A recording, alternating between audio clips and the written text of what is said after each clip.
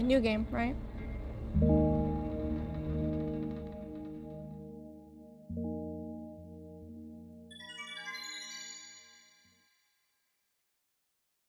Okay. I'm walking to my room, trying not to look around. Playful shadows dance around me here and there. They dash all over the walls, the ceiling. One of those shadows whizzes past me, touching my face ever so slightly. I smile and continue walking, paying it no mind. I'm bamboozled. You're fine. Yeah, this is like Schizophrenia, the video game, basically. Sometimes it's so easy to lose self-control and track of time, spinning in a joyful dance. But I'm in a bit of a hurry here. Mom told me to go to bed. The shadows cannot disturb me now. I have to sleep. I walk past the kitchen on the way to my room. The door is shut, but I can feel the chilling air coming from the other side. My first thought is that there's a living corpse blowing into the keyhole, laughing mockingly. Haha, that's so silly. I'm absolutely sure we have no corpses in our kitchen. I know for sure that we've never had any corpses in our kitchen. I'm absolutely sure that... But what if? Man, the quality on this one got upped so much from the last one. I break into a run and dash toward the closed door. The shadows intensify their chaotic dance.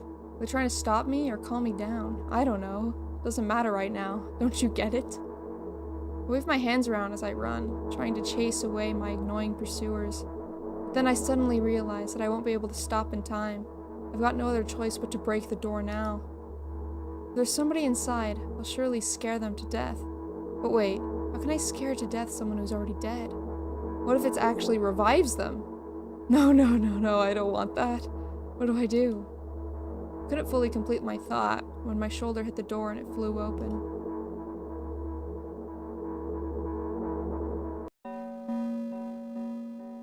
See, that's kind of spooky. You know? As I expected, there was no living corpse inside. There's a big bag of milk I bought today, sitting right in the middle of the table, watching me with its unblinking eyes. I stare back. Nothing happens. Although, what exactly did I expect?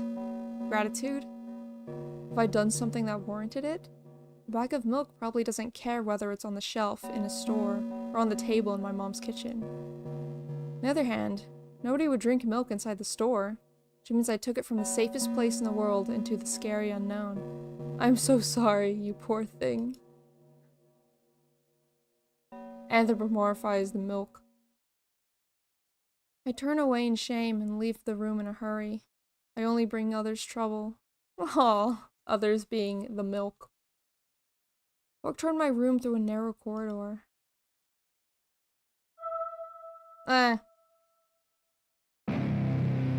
Oh god. I meet a familiar formless creature at the door. It locks me in its clutches and starts sniffing every inch of my body like a hungry dog. I'm not struggling. I know it's useless. I just stay silent and endure its tight grip that stops me from moving. Dude, the music is so freaking loud. Hold on. I'll help you. There. Better.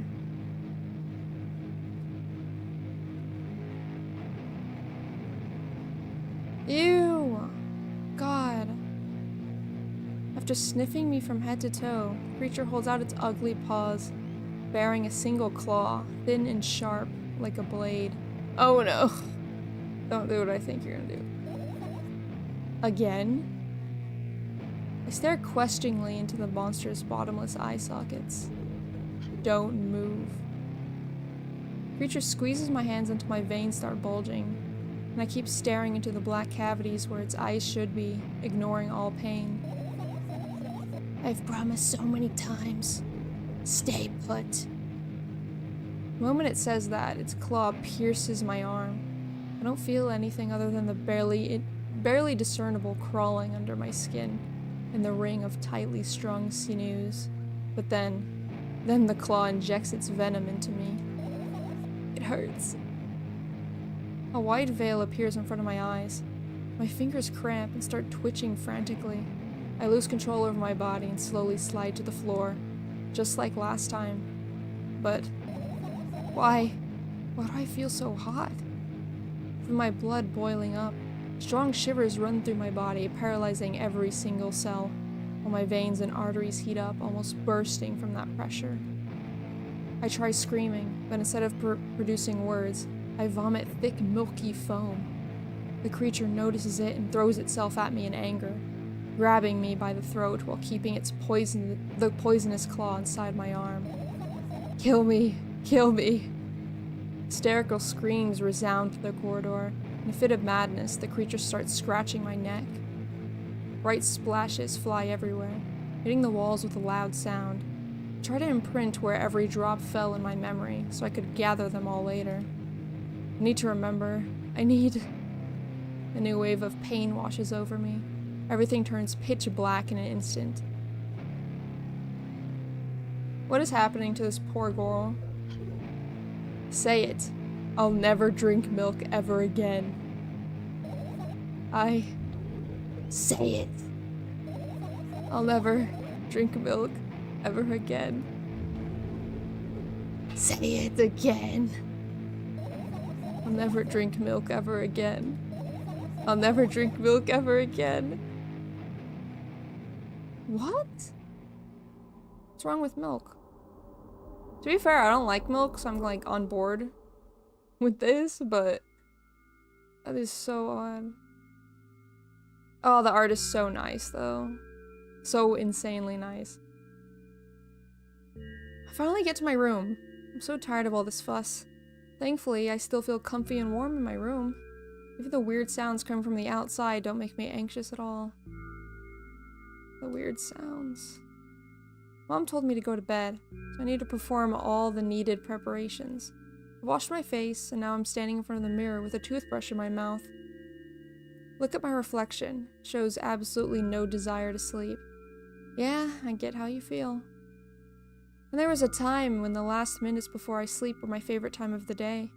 I loved anticipating the inevitable moment when the reality and the dream world would clash. Woke up for that moment's sake, lived through the day for it.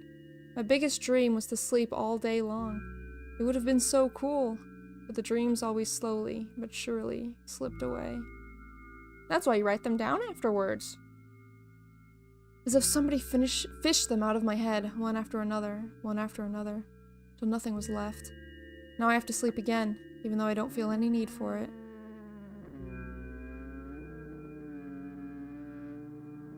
Ugh, what does that sound? Coming from the left side? After finishing with my face, I usually reach out for my pills. It's funny, but I have no idea how they work separately since I always swallow them as a bunch without thinking. Now I want to have a better look at it, to twirl it between my fingers, to chew on it. You do not want to do that. I'd do anything to stall for just a little bit more time. The smooth, protruded red capsule is looking at me, still covered in a murky, semi-transparent film, but I can still discern its contents. So what do we have inside you? Gently press on the capsule from both sides. To my surprise, it turns out to be soft and squishy. Press harder and the capsule pops. Sticky, bright red liquid pours out. Filthy, filthy. The pill flies straight to the waste bin and I start rigorously washing my hands. No, there's no way I'm drinking that. Next was a flat pill of the same blood red color. There were some letters printed on it. Ah, I get it. This is the medicine that makes me really sleepy. But it's not the type of sleep I want. That's not it at all. It's fake. No. I don't even want to look at it. Pill flies into the waste bin as well. No, you can't rationalize to not take your medicine. Okay.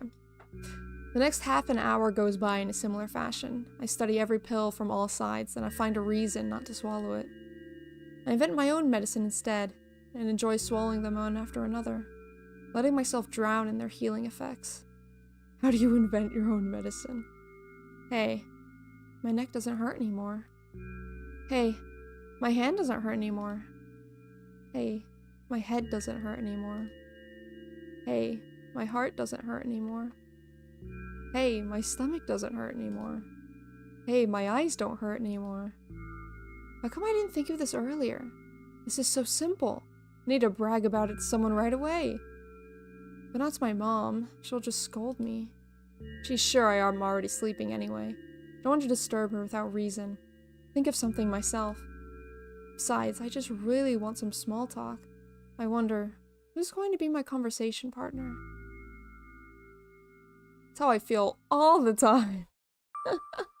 Hey. Oh, is that? That's me, right? Oh my god. It's me. Hey. Oh? Hi. Hey. Long time no see. Oh, right. Because, like, we talked to her last time. In the last game.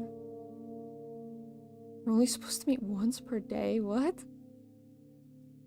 No, we're only supposed to meet once per day, right? Why does your voice sound so grim? Naturally, I've read the manual. Judging by the pictures, the overdose side effects are the visual headaches, dizziness, exhaustion. The usual okay. Basically, nothing I can't handle myself. After all, now I know how to do it. You didn't reply. Aren't you even a little bit happy? Not even the slightest bit?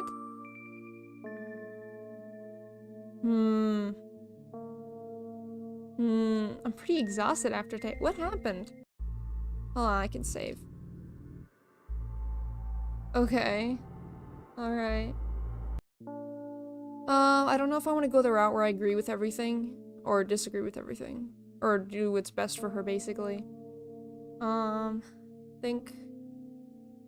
do what's best for her. Well, I'm pretty exhausted after today. Well, I guess you are too. That's not true. You need to go to bed. No, you've been in control for way too long already. It's my turn now. Alright? I'll just stay silent until the medicine's effects wear off. How about that? What? The medicine's effects? Did she do, like, other drugs? Hey, you can't do that. You need to do your best to make me feel better. Exactly what I'm doing. What a bully. Actually, why am I even worried about this? In reality, I don't need you at all. I'm so energetic and I feel great, which means I can do anything. And you can only watch and agonize over your uselessness. I can imagine how angry you are right now. Yeah, I'm all beside myself. What made you so happy all of a sudden? Why would I be sad? Remember yourself a couple hours ago. I don't know what you mean. Stop lying. She's not exactly lying, she just wants to not think about it. Nuh-uh, I still don't understand. Whatever, unlike you, I won't forget that pathetic, snotty girl for a long time. No, this isn't what happened last game, right? I don't know what she's talking about. She just whines and whines all the time. Don't even try ruining my mood. I want to have fun while we're together, right? So you're the one calling the shots now? Yeah. Well, let's see how long you can last. We'll see, yeah. Am I really that pathetic?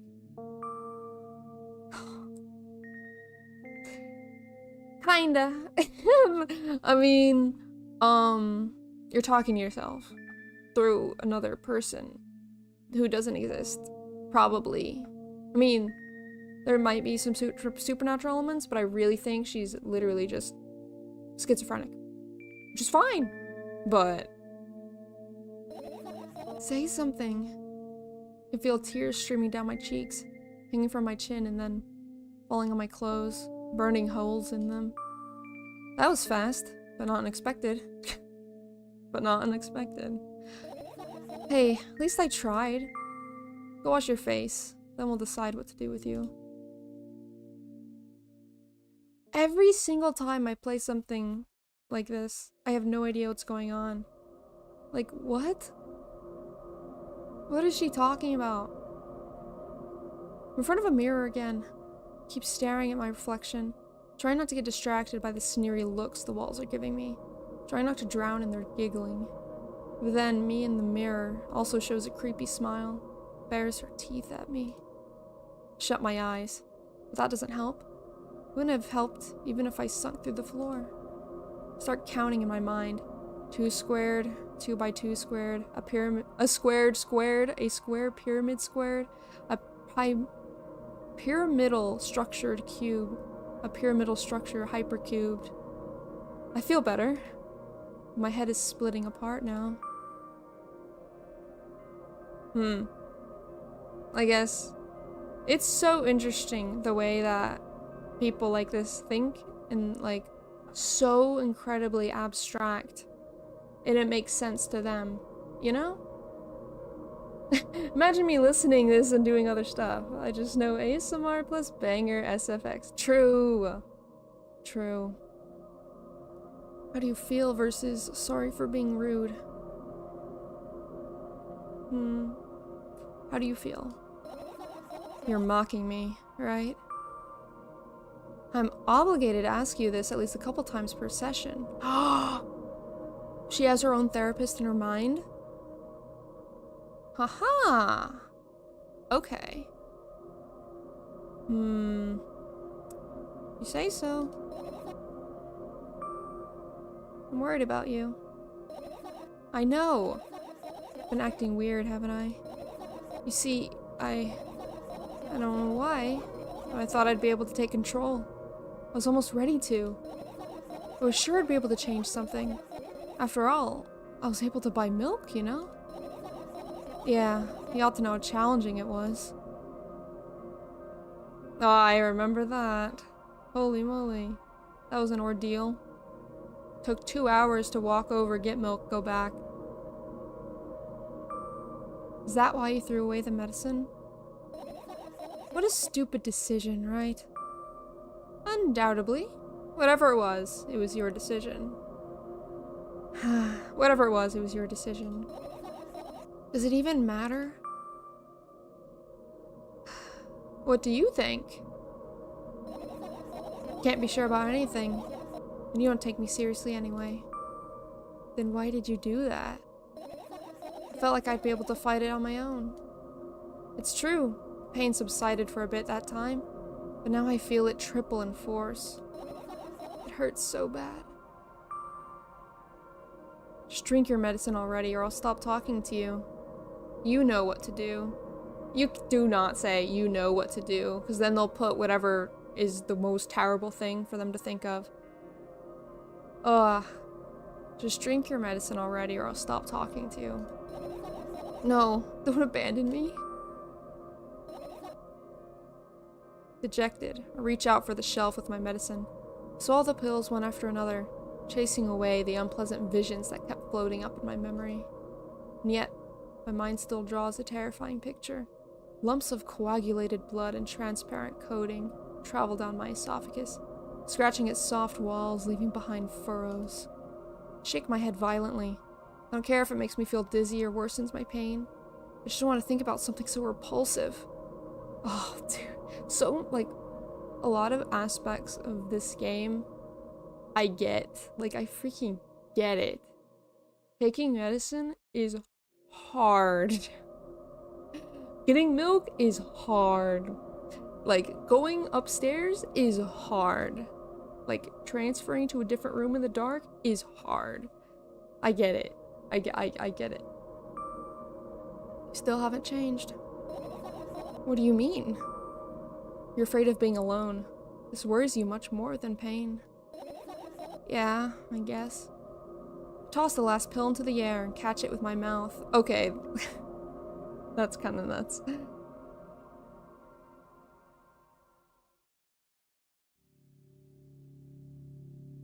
The art is so nice, my gosh. I don't share it, but I get it. Thank you, thank you. Like, playing a game like this makes me want to, like, share my feelings about stuff I freaking experienced when I was really, really deep in paranoia. Like, I still have paranoia, but I used to be so much worse. Like, I wouldn't be able to go up the stairs without running because I thought that there was a sniper coming to get me every time I would reach the top. So I'd have to run as fast as I can and turn out of the way of the window because there's a window right on top of the stairs. Oh my god, it was terrifying every single time. But I don't get that anymore. So it's pretty good. That's like an improvement I've made, you know? I lie on the floor. I look at the ceiling. I can clearly hear water running in the metal pipes up there. I hear the cracking of concrete blocks that will someday surely fall on my head. But I'm not afraid of that at all.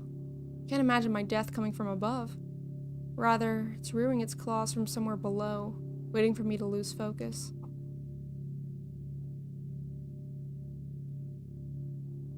Am I supposed to do something? Oh! I heard that. On the left. What the Okay. You want to talk about it? No, I've had enough talking.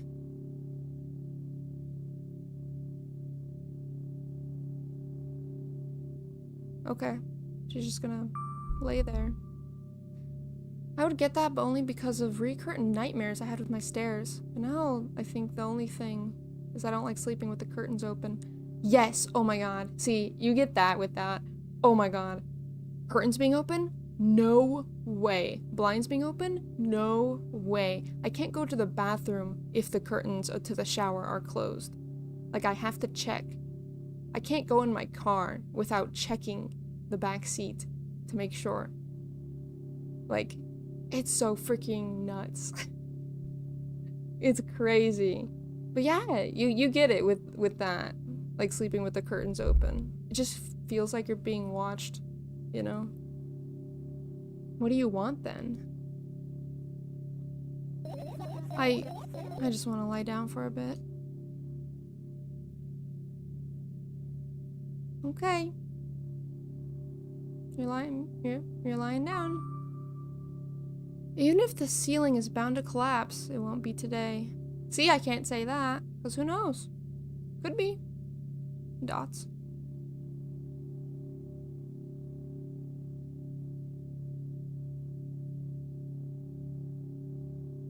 Oh, that looks so cool.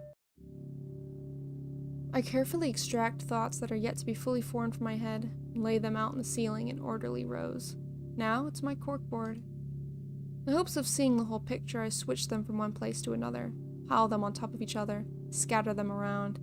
In the end, I throw them off with my hand, annoyed, and start over. I can't do it. You can always imagine your thoughts as something small and swarming, like cockroaches. Ew, I hate cockroaches. Can I make them fireflies? I don't mind either way. Oh! Cool! Yippee! Something like not disturbing. I don't even have time to blink before my thoughts, they're fireflies now, start whirling all over the ceiling of their own accord, forming whimsical patterns. I can only observe them and wait for the right moment. It's just, that moment doesn't come. Mocking sounds of flapping wings coming from the ceiling make me start losing my patience. Enough! I hate you! You're the one who did that, what?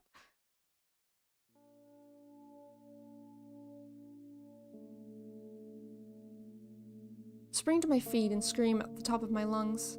The fireflies scatter. Good job. Now start over. No way. Unstable behavior makes you look bad. I don't give a damn. So that doesn't bother you? Should it?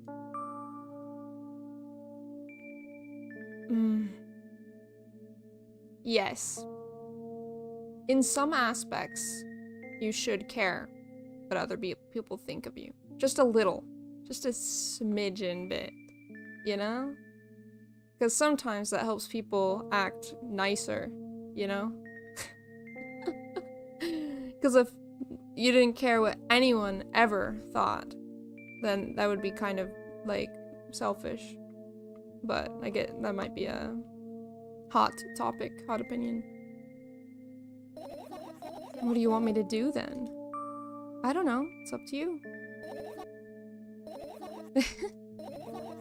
You're at it again. What do you mean? Never mind.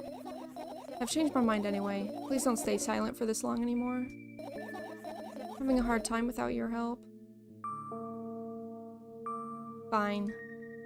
Raise my eyes to look at the ceiling once more. Sadly, all my fireflies seem to be hiding somewhere. I need to find them. Forget about them and go to bed. Real. You can't just be there with your thoughts all day. All night, even. No, you don't get it. If I'm thinking about something, I need to finish my thoughts. Or else... Glance around the room. There are too many places for a creature as small as a firefly to hide there. Perfect time for a nyan.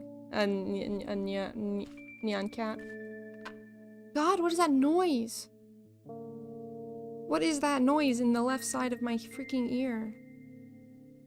Oh my gosh. Thank you. Oh, is the turn me to blue not working? Give me 1 second. And I fix. Watch this. You can see all my stuff.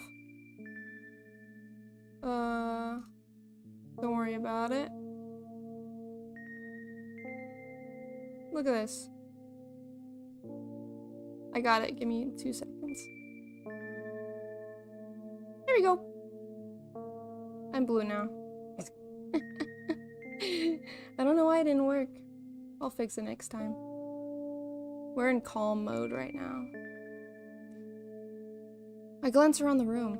There are too many places for a creature as small as a firefly to hide here. They can be anywhere. Suddenly, I hear a deafening rumble. Clock just hit midnight. It's so late already, but I can't go to bed right now. Will you help me? Please, tell me you'll help me. Come on, stop bullying me. You promised to talk to me.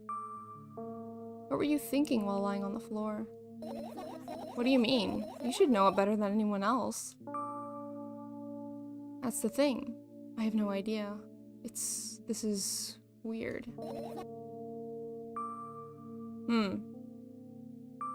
Will you tell me? Oh, jeez.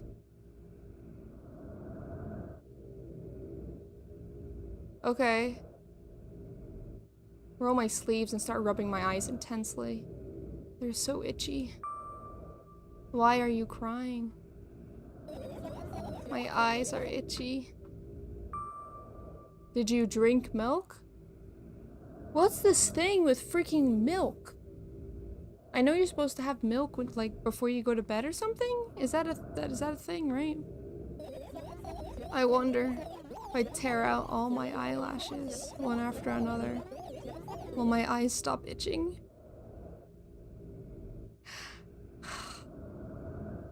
Oh god. Dude, this game is too freaking real. Oh my god. I don't know if I want to talk about that though. Is it personal?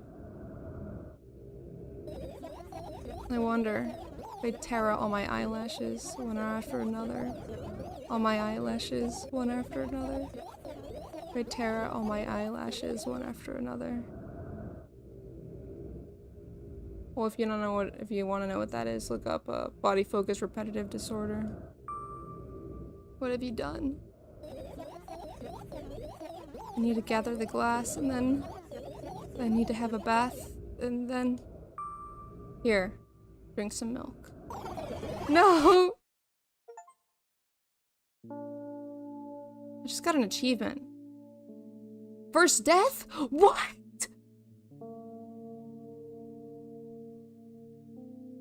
I died and felt something.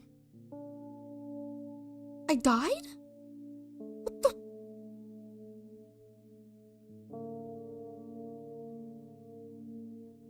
What? Oh, maybe it's a part of the plot. Okay, I didn't mess up, maybe. I stand in the middle of the room, my mouth agape, gasping for air. I think I just experienced death. I don't know any other way to explain what happened. Well, that was surely something. Will you tell me or not? About what? Let's look for the fireflies instead. You're acting weird. Help me instead of running your mouth. I've already had enough adventures before bed. I need to gather my thoughts quickly and go to bed. My thoughts are hiding from me. To be honest, I have no idea where to look for them. Me neither. Guess we'll have to tear the whole place apart. No, no, no, and no. If I make even the smallest of messes here, I'll feel really bad. All the things should stay in their places, and that's it. Closest thing I've got is the one time where I couldn't stop focusing on the little lights you see when you close your eyes. And I could not sleep for hours. The cycle of the lights expanding and contracting. Yeah, I don't know what causes that, I'll be honest. But yeah, I know exactly what you're talking about. I see, like, shapes. And sometimes, if I really, like, go crazy, I can see, like, things and people and places and have whole, like, scenes just in my freaking eyelids. It's crazy. It's nuts. Why?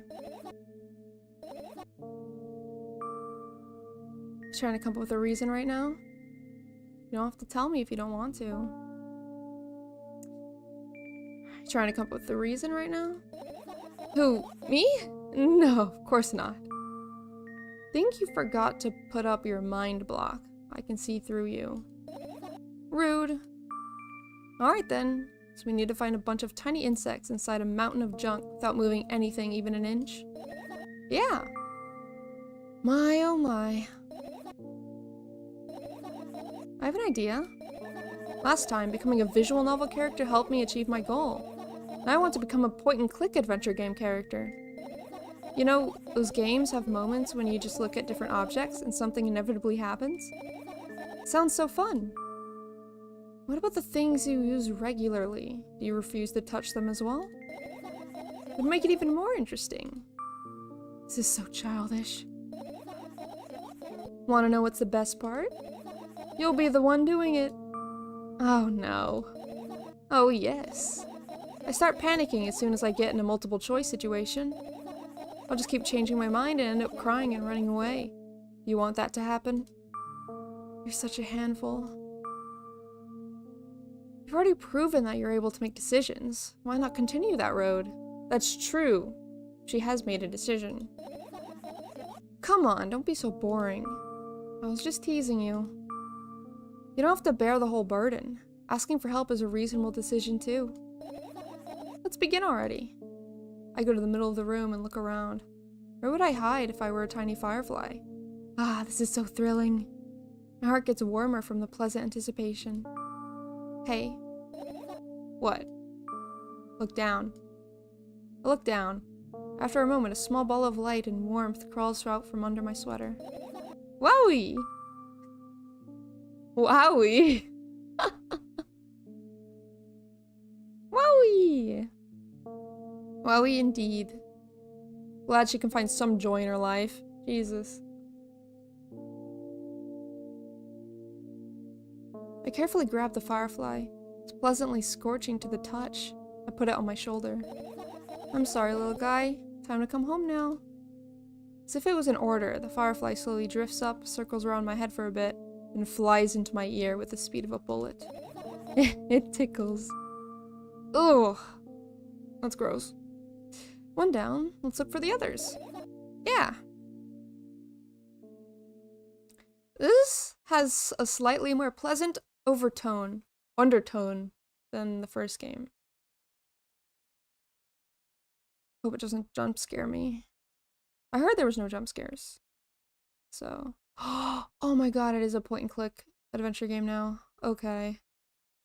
What are we gonna click on first? There's so m- Ah! Ah! Hey. What is that? I think I'll click on that later. Computer. Look at my laptop. I haven't touched it for years, so it's covered with a layer of dust as thick as my finger. Bizarre item. I fear it. Why?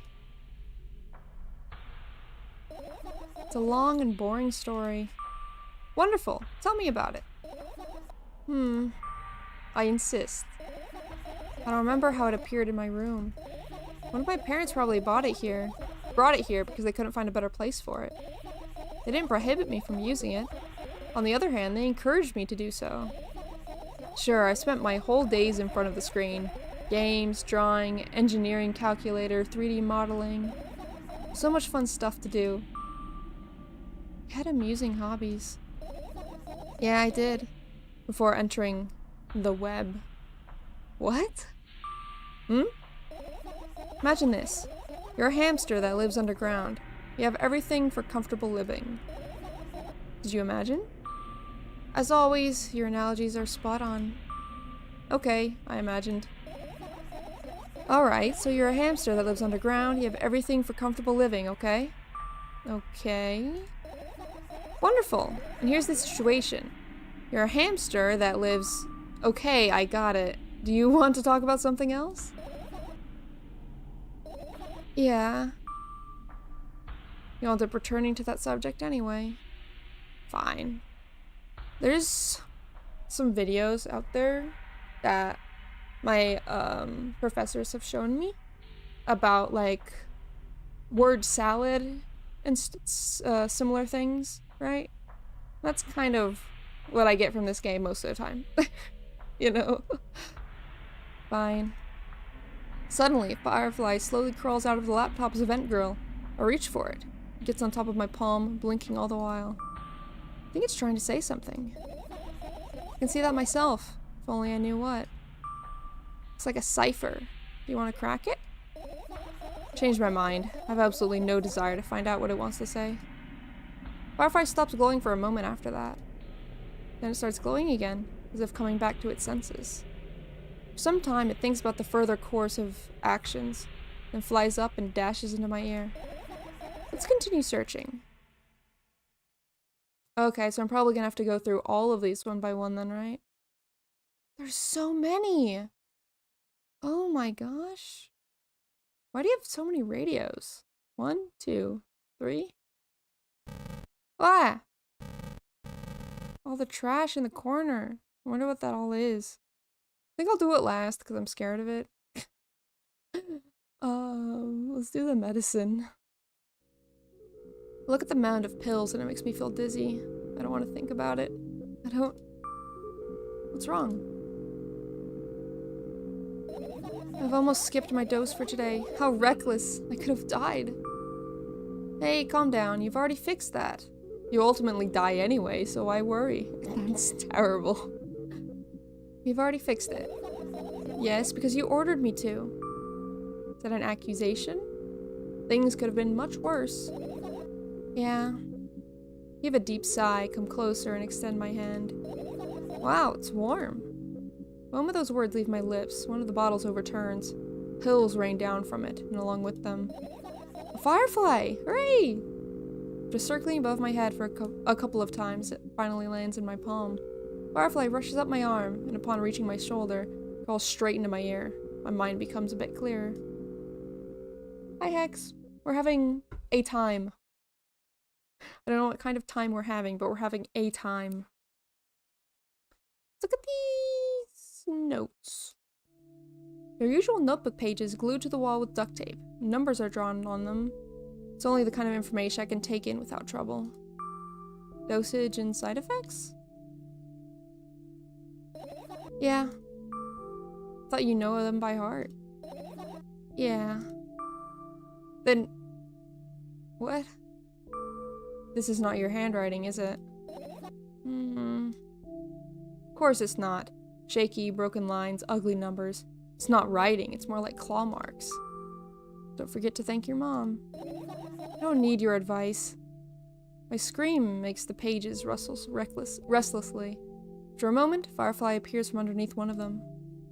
After looking around in a businesslike manner, it takes off into a businesslike flight and ends up entering my businesslike ear. Hey, let's continue searching. Alright. Finish! Oh, so I can just keep going? Should I... How many do we want to go through? I mean, I really want to click on this. And there's so much other interesting stuff here. Why do you have so many freaking radios? Why is there vent? Freaking lights? There's so many things I can click on. Oh my gosh. Let's see. Anything else that I'm super interested in? The cabinet, actually. It's on my head backwards and almost fall over. Closet is hanging under the ceiling. That's a closet? It's 300 feet off the floor. I don't think that's true. Are you joking? Even though it's my room, not everything here is for me to use. Whatever. I don't care. Yeah, I don't care. At all. Like, totally. And I'm definitely not worried.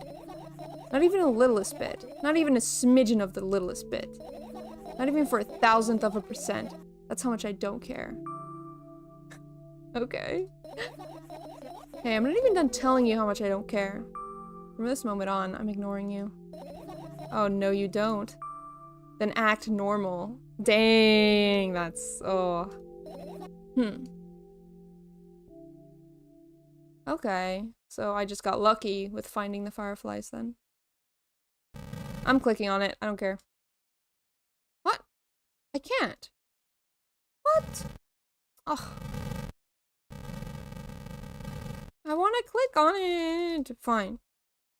Backpack. Look down. My school bag. Worn down and silly. It's almost screaming of its own uselessness. From another angle, it looks like a full belly. Its contents are also regurgitating, decomposing, and turning into a sticky, mushy substance. What a cool image. I need to remember this. Totally not cool. Senseless and cruel. Tell me what's inside your bag instead. Nothing special. Mostly all sorts of books.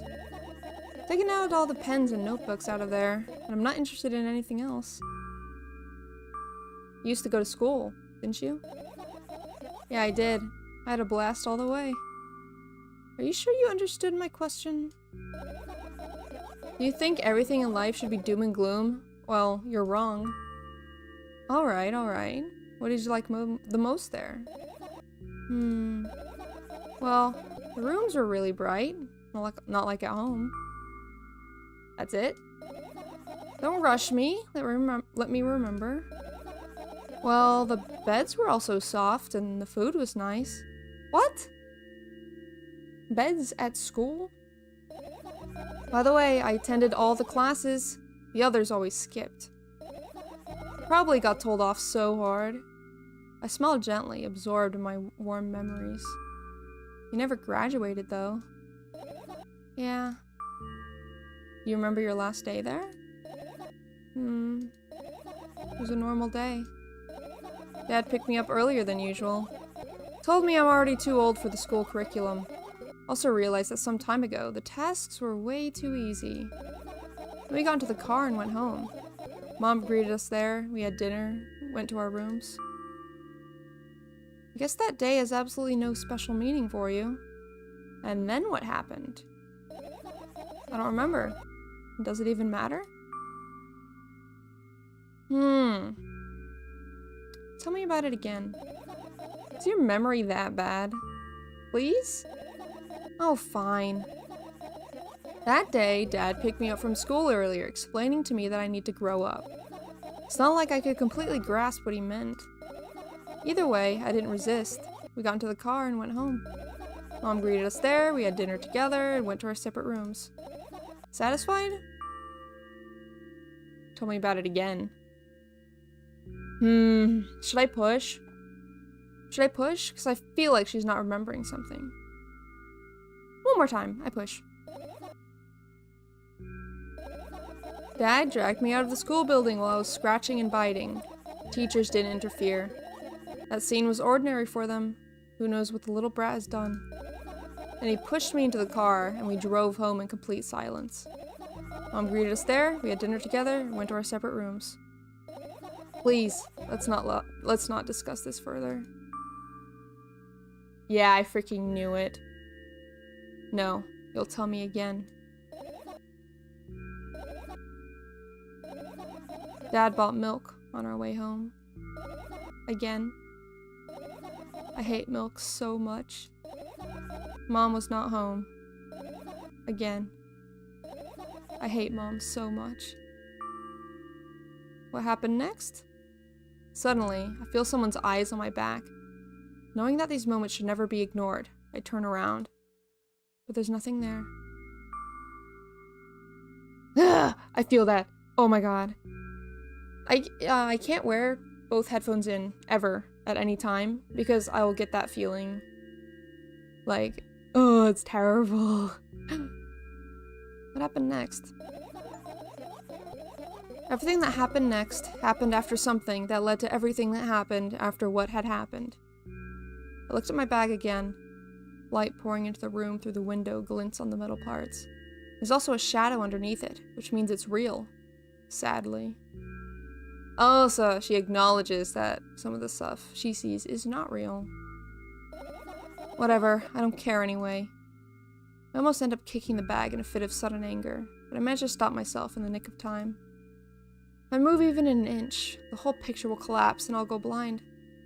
It has already happened countless times. What do you mean, you'll go blind? I've spent months memorizing the location of every item in my room. That's why I can see them so clearly and vividly. You won't get it. Look at your feet. I look down and see that small insect is crawling toward me from my bag. It's barely glowing, and it can't even fly. Guess this firefly is really tired. I bend down to pick it up. Firefly starts glowing brightly as soon as I touch it, and then flies up. There you go, boy. Good job. After doing a victory lap around the room, it flies toward me with high speed. I shut my eyes, anticipating the firefly to enter my ear. It's exactly what happens. After it gets inside, it buzzes for a little while and then goes silent. This one is kind of sad. I wonder why. It doesn't matter. What matters is that it's no longer alone. Sure, let's continue searching. Oh, that was an interesting one. So I wonder. Okay. Oh, there's so many other interesting things. Clock, freaking plants, vent, lights, AC, all the pictures on the wall, fan. That still. Okay, I'll do one more and then I'm done. Okay, one more. Plants. Right, insects enjoy pollinating the flowers and stuff like that. Yeah, I guess. Get close to a flower shelf. I sniff around. Leaves smell of dust and cardboard and death. You know these plants are long dead, right? I'm not sure a dead plant will be able to attract any insects. Well, we kind of don't have a choice here, you know? Still, you're right. Let's continue searching. Why don't you just throw them out? Weren't you listening to me at all? What? I'm so confused about why the plants are important to her. But it's fine. I'm done.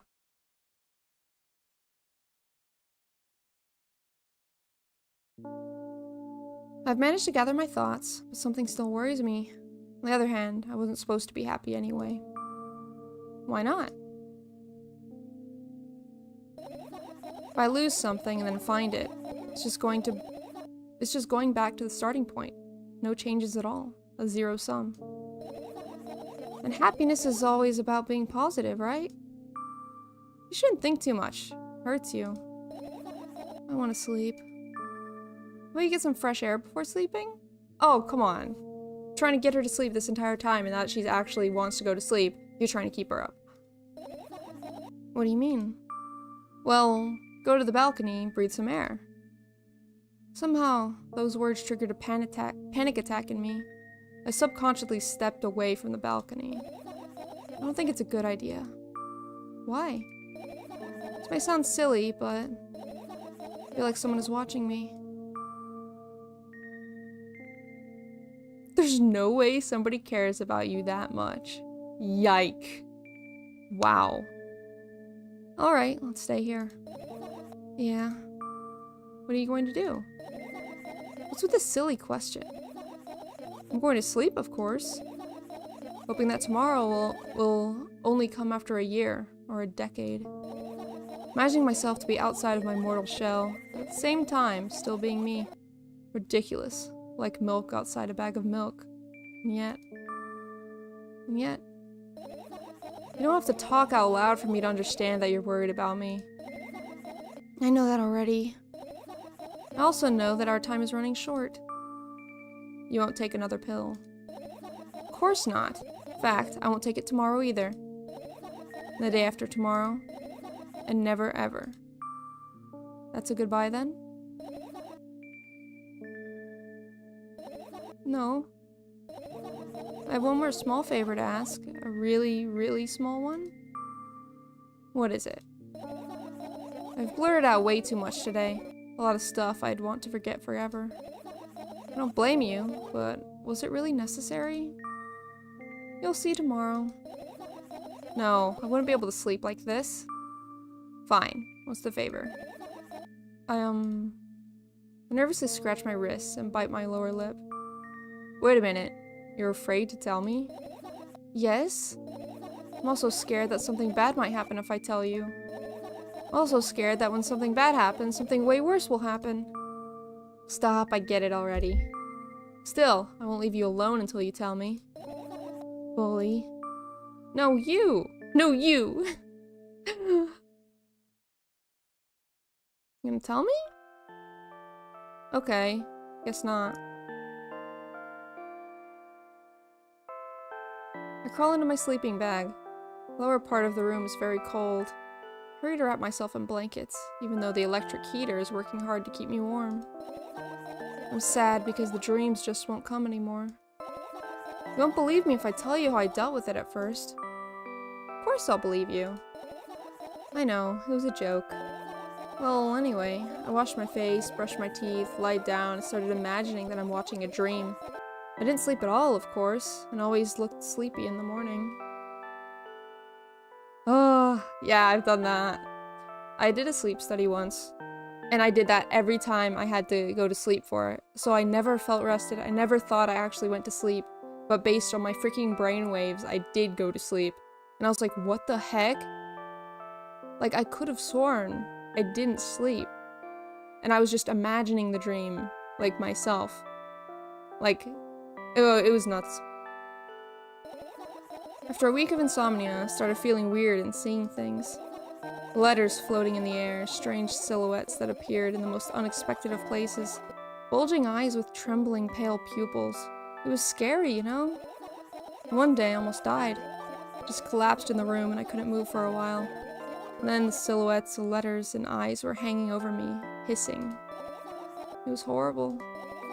And well-deserved, I guess. Felt like I was caught on the biggest lie in the world. Yes, it felt exactly like that. After that, I stopped. But the silhouettes, letters, and eyes stayed there. Stayed here. I guess they like this place.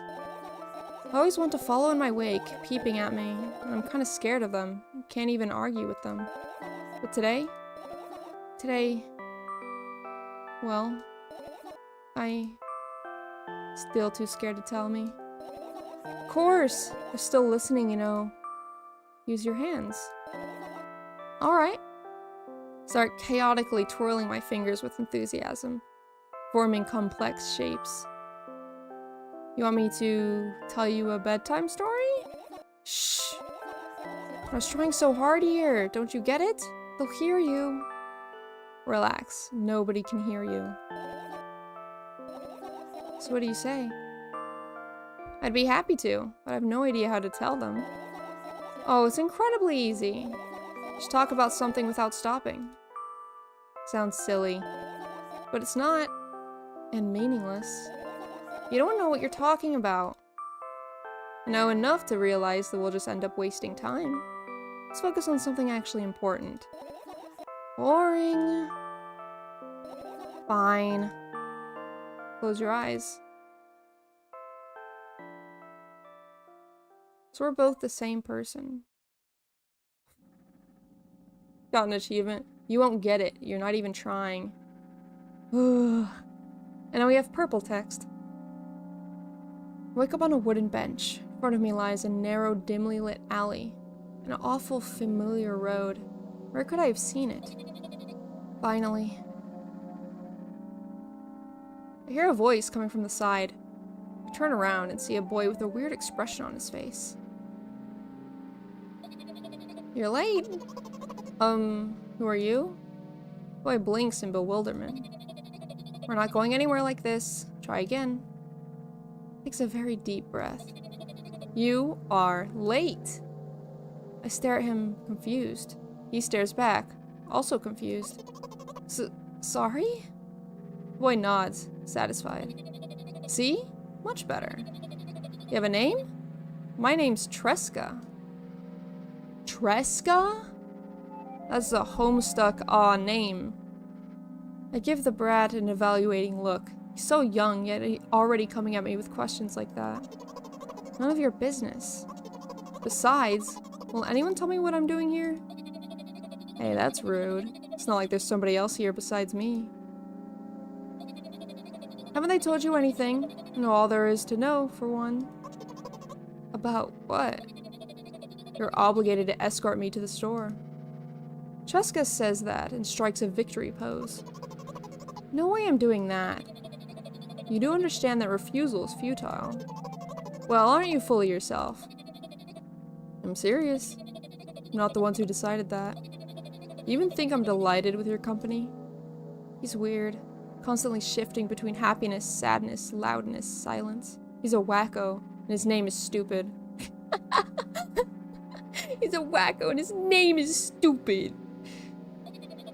Are we going or what? You can go, and I need to think. I'd be happy to, but I don't know the way. Tresca puts on a cunning smile. I bite my lower lip in frustration. I'll be honest with you, I don't like you. He simply bursts out laughing in reply. I do like you, though. He then grabs my hand without hesitation. I don't even have time to retort. Lead the way. Our trip to the store went fine, not for the fact that Tresca was walking way faster than me. And on the other hand, at times he stopped abruptly and went backwards, studying the ground underneath his feet. In the end, the trip took a lot longer than it should. After reaching the store's doors, we were greeted by a sign. We're closing in 20 minutes.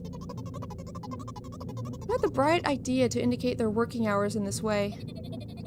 Probably have special staff for this. Someone who runs to change the sign every 5 minutes. It's convenient. Are you joking? Yeah. So annoying. It's much better than being boring. How old are you, by the way? None of your business. What's your name? None of your business. I was ready to slap the living hell out of the brat, but the scary-looking man suddenly appeared behind the glass. He's holding a cardboard sign that says, "We're closing in 15 minutes. Let's go, what are you waiting for? Huh? Oh, yeah. After another round of going across the long row of canned products, we realize that we're lost. Can't believe you don't know where they sell milk. Maybe we should ask somebody for directions? Sure. Hey, wait up. Jessica lets go of my hand and walks confidently toward one of the few store's customers. The person is standing with their back to us, studying something on the shelf. Hello, can I... Can't hear neither the second part of his question nor the reply he gets. My good-for-nothing friend freezes in place, looking a customer straight in the eye. I hurry toward them. Is he yours? Customer talks to me. He speaks with disgust while wearing a scornful expression. If he's yours, please get him away from me. Yes, I'm sorry. Grab Tresca's hand and lead him away. Still looking at the customer, his mouth ajar and eyes popped. He's also shaking. What? Only when we turn around the corner, Tresca calms down. What was that? I got so scared. He said, what? No, not again. Suddenly, Tresca starts screaming like crazy. I cover his mouth with my hand. His face is burning. He's crying. Can you act normal? You don't understand. Of course I don't. I don't understand anything. Knowing other people is still wrong, though. This is something that you don't understand, it seems. You're mean. Who? Me? Tresca pushes me away and runs off. Drat. At the edge of my vision, I see the store's staff hanging a new sign on the door. There you are. I met Tresca at the cash register. Before that, I managed to visit the milk department after finding out where it was. Milk department? There's a whole department for that? Hey, you. Move. I hear an angry voice coming from the other side of a long queue that has formed after Tresca. I squeeze through towards him. What happened? The boy doesn't respond, just looks at his feet and sniffs. The cashier towers over him. There's a bag of milk lying between them. Is he yours? Yes. Just leave him home next time. People in the queue nod in agreement. What the heck?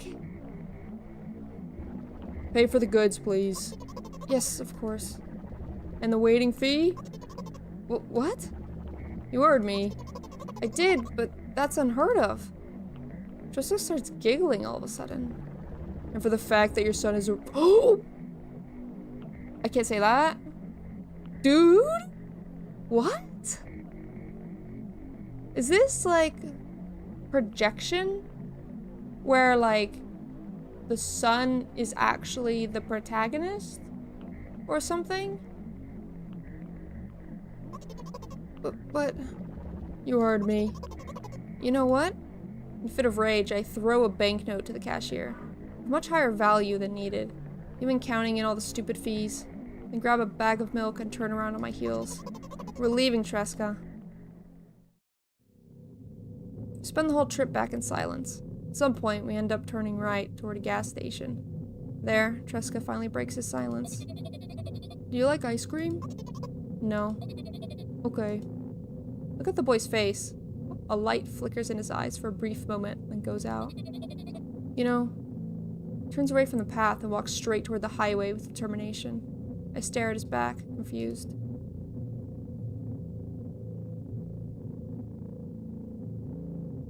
Oh god. The Shaft anime neck thing. Seems like you're not helping me at all. A new playful light flickers in Tresca's eyes.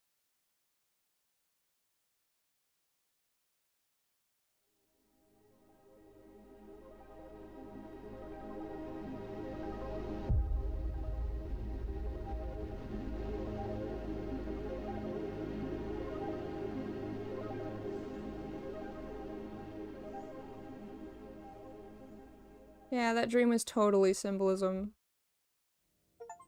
That's it? Come on. That can't be it. That was only an hour? That can't be it. Right? What? That was only an hour. Huh. Okay. Wow, one person did all the visuals. Jesus Christ. That's crazy.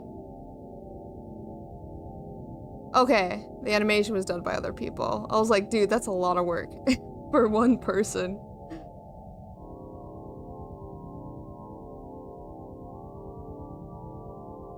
Oh my gosh. Am I supposed to play again and get different answers? Oh yeah, the OST SFX is wonderful. English translation. Okay, so it was originally in like... probably a Slavic language? Special thanks. What the? Am I supposed to go back? Everyone's freaking... Okay, I looked at the reviews, right? The reviews, like, in Steam or whatever, have, like, multiple hours. But did I just get a really short, like... What?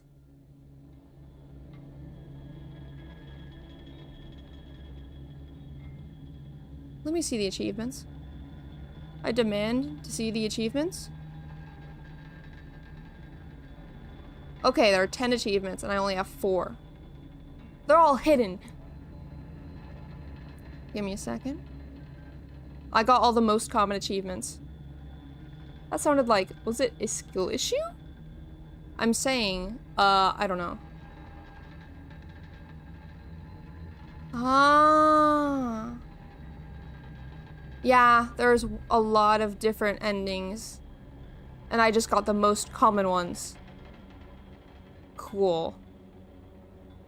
Oh, man. I don't know. Oh, gosh dang it. Okay, what do? I'll try one more time. Yeah? I'll try one more time. I saved once. Now, we're going to push her to despair and say she's terrible and we hate her. We're gonna go that route instead of trying to help her. No. Well, then I'm not happy either. You need to go to bed. It's my turn now. What? It's like we've already been through this, but there's no skip option for the stuff I've already been through. What? It's like that whole dream sequence at the end was literally this sequence with her, and she was the boy.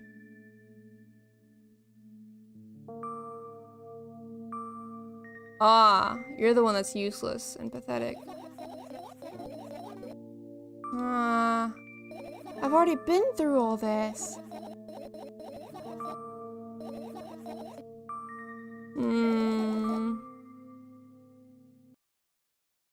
Am I supposed to get all the fireflies then? Is that what it is? I'm gonna try that maybe. The mirror. Yeah. Sorry for being rude. No, we don't apologize in this run.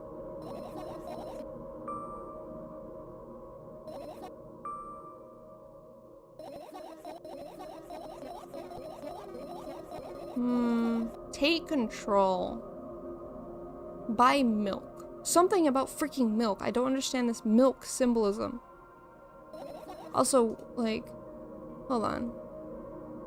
I'm gonna see what the original language of this is in, and then we can try to find the culture of who uses freaking bagged milk and do some investigating, right? Let's see.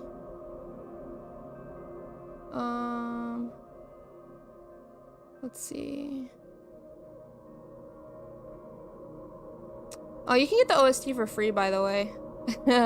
on Steam. There's also a bunch of backgrounds and profile customization stuff for the game. It's really, really neat. But how do I get different endings?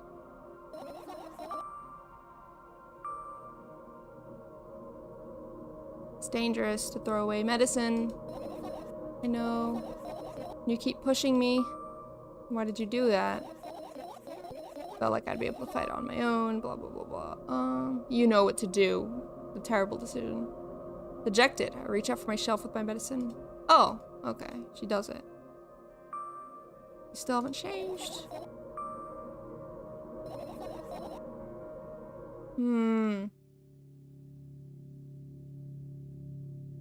Maybe there's a guide? There's probably a guide. Right? Maybe I should look up a guide.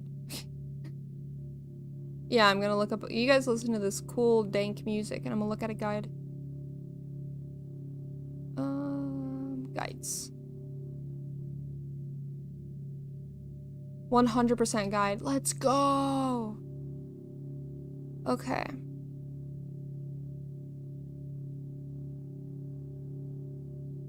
Okay. Okay, I got ending 1. Okay. Okay. None of your choices will make a difference until after you get up from the floor. Choose what you'd like to do. What? Oh, look at the- since I'm blue, it's pink now. Okay, first death.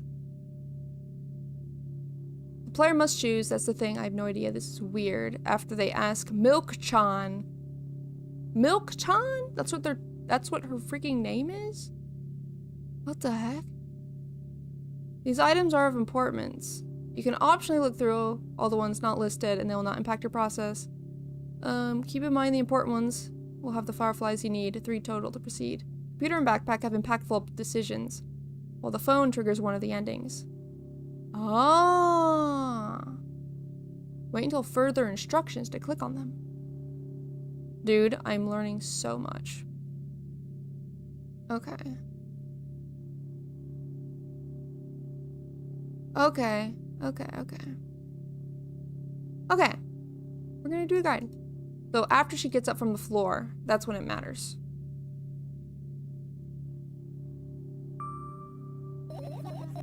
And I'll make sure not to accidentally click the wrong thing. But we're gonna get this. Let me save, actually. Alright, let's go. Just in case I do something wrong. I forget, we have to freaking wait for her to get up on the freaking floor. Okay.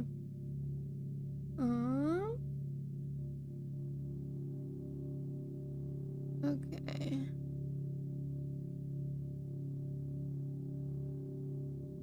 Proceed along the sections in order to continue the playthrough portion of this guide. First death. Any choices prior to this point change the dialogue slightly, it would all lead down the same path. Okay, so doesn't matter that much. Okay. Triggering the sequence, which is what I did earlier, will guarantee the shop ending, aka default or ending 1. Okay, so I already did that, so don't do that, right? Or do we do that? Okay. Okay, let's just go to the fireflies. Fireflies! I should have saved at the fireflies. Okay. Ding! All the dings are like me talking.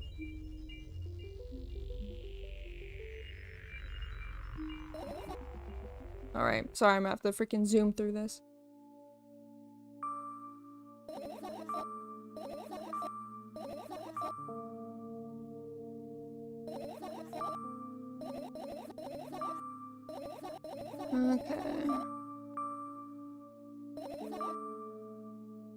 Okay. I hate the noises. The random noises. Okay, do I do that? I mean... First death. Okay. Because I need to do the first death so I can get the second death, right? Yeah, I have to. Okay. Items of importance. Okay. Sorry, I'm like trying to figure out what to do. Ah! And I died. I don't want to go through that sequence again. Ah! Ah! Ah! Okay, fireflies.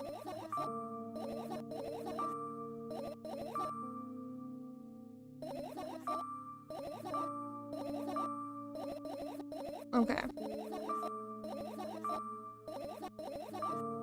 Okay, we're almost there.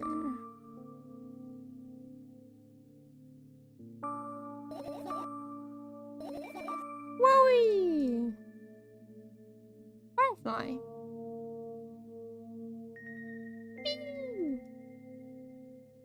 Something good. I'm glad there's lore. I'll be honest. When I was like playing this, I was like, I really hope this isn't a 1-by-1 experience of somebody's life, because then I would feel really weird about it. Okay. Computer and backpack have impactful decisions while the phone triggers one of the endings. Wait until further instructions to click on them. Okay.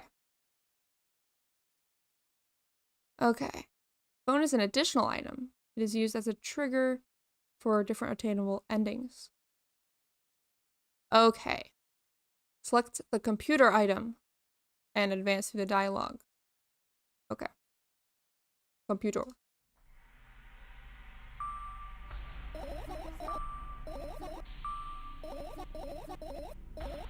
Yeah, did a lot of stuff on the computer, amusing hobbies. The hamster thing. And she just keeps going on about the hamster thing. Okay, and then I click. You'll end up returning to that subject anyway.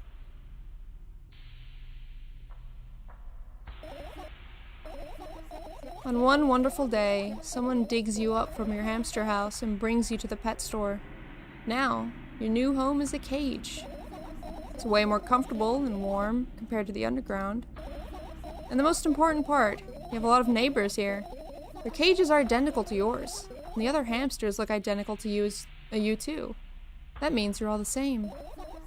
Apart from the fact that they were born at the shop. You'll ask, what does that indicate? And I'll tell you, nothing at all. Forgot what I was talking about. Gosh. Okay, let's start over. This time try to avoid stupid hamster analogies. You know I'm not at fault here. So, I had a lot of friends online. Tens, hundreds of them. Impossible to count. Is it impossible though? I had exactly 317 of them. Although I guess nobody counts the exact number of hamsters when they walk into a pet shop. I don't what? How are online friends comparable to hamsters? Hey, don't get distracted. Oh, right. From my 317 friends, 68 were into gaming, just like me. 130 of them liked drawing, just like me. The remaining 119 were into calculators and 3D modeling equally. When I say equally, I don't mean 59.5 friends on each side. Alright? You can split numbers evenly, no problem, but math doesn't work like that when it comes to friends. A major conundrum, right? Get to the point. I knew, of course, that no real people exist on the web. What? Okay, she believes in the internet is dead theory, I guess. I also understood that all of my friends die the moment I turn off my laptop. No! That is not how the internet works. Oh my gosh. But I still wasn't even a little bit worried. Why? You know what computer programs consist of? It's just a combination of numbers. Which means my friends are also numbers. Isn't that amusing? Not really. Why do you call them your friends? I mean, everyone who shares my interests is my friend, and I don't care whether they know my existence or not. You know, that's based, actually. Couldn't confirm, am dead, doubt the fact that you can type that, presents evidence otherwise. Anyways, as I was saying, every program has its own algorithm and purpose, its mathematical formula. And if you solve that formula, you'll be able to predict the program's behavior at any moment. The longer you speak, the less I follow. You don't need to follow me around, just listen. Sit on the floor and the laptop screen ends up right in front of me. The only thing reflected in it is my dim face. A web person is just a random picture and a random string of letters. Words and actions from the web person are just executable code. Oh my god, that is crazy. Dude, the web is real. It's freaking real, bro. Did no one tell her this? Her parents suck. Like, literally, they suck so bad.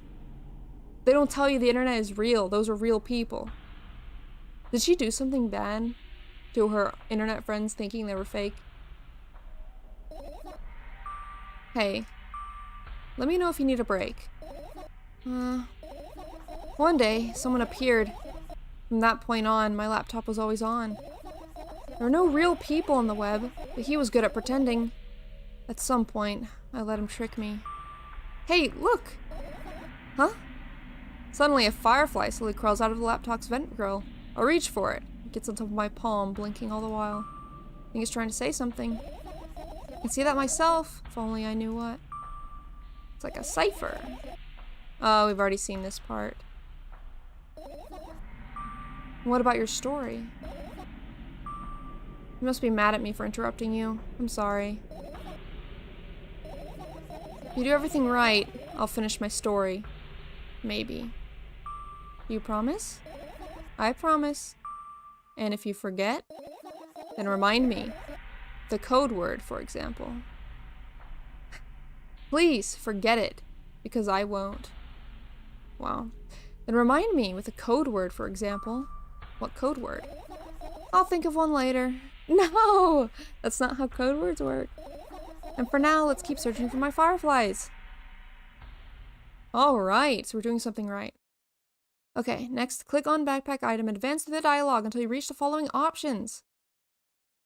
And then, I already did this last time. You tell me about it again twice. Okay. Alright. Backpack. Yeah, I feel like... It's so sad. I wonder what actually happened to her. That's it. You need to stream more so I can become a VIP. I'm trying, bro. I'm trying.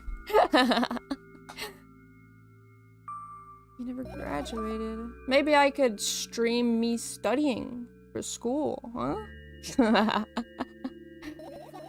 Why was there beds at her school? I don't get that. Tell me about it again. Please. Okay, tell me about it again. Tell me again. Does anyone know what the symbolism of milk is? Because I don't get it. Now she feels watched. What do you mean you'll go blind? Why does she go blind? Okay. Alright. Next part. Continue through the dialogue.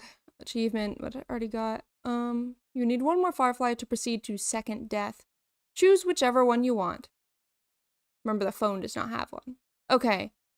I'll do sketchbook since we didn't do that last time. This is my sketchbook. Half of its pages are blank, which means it'll still be good for a couple of years. That's so real. You draw that rarely? Why?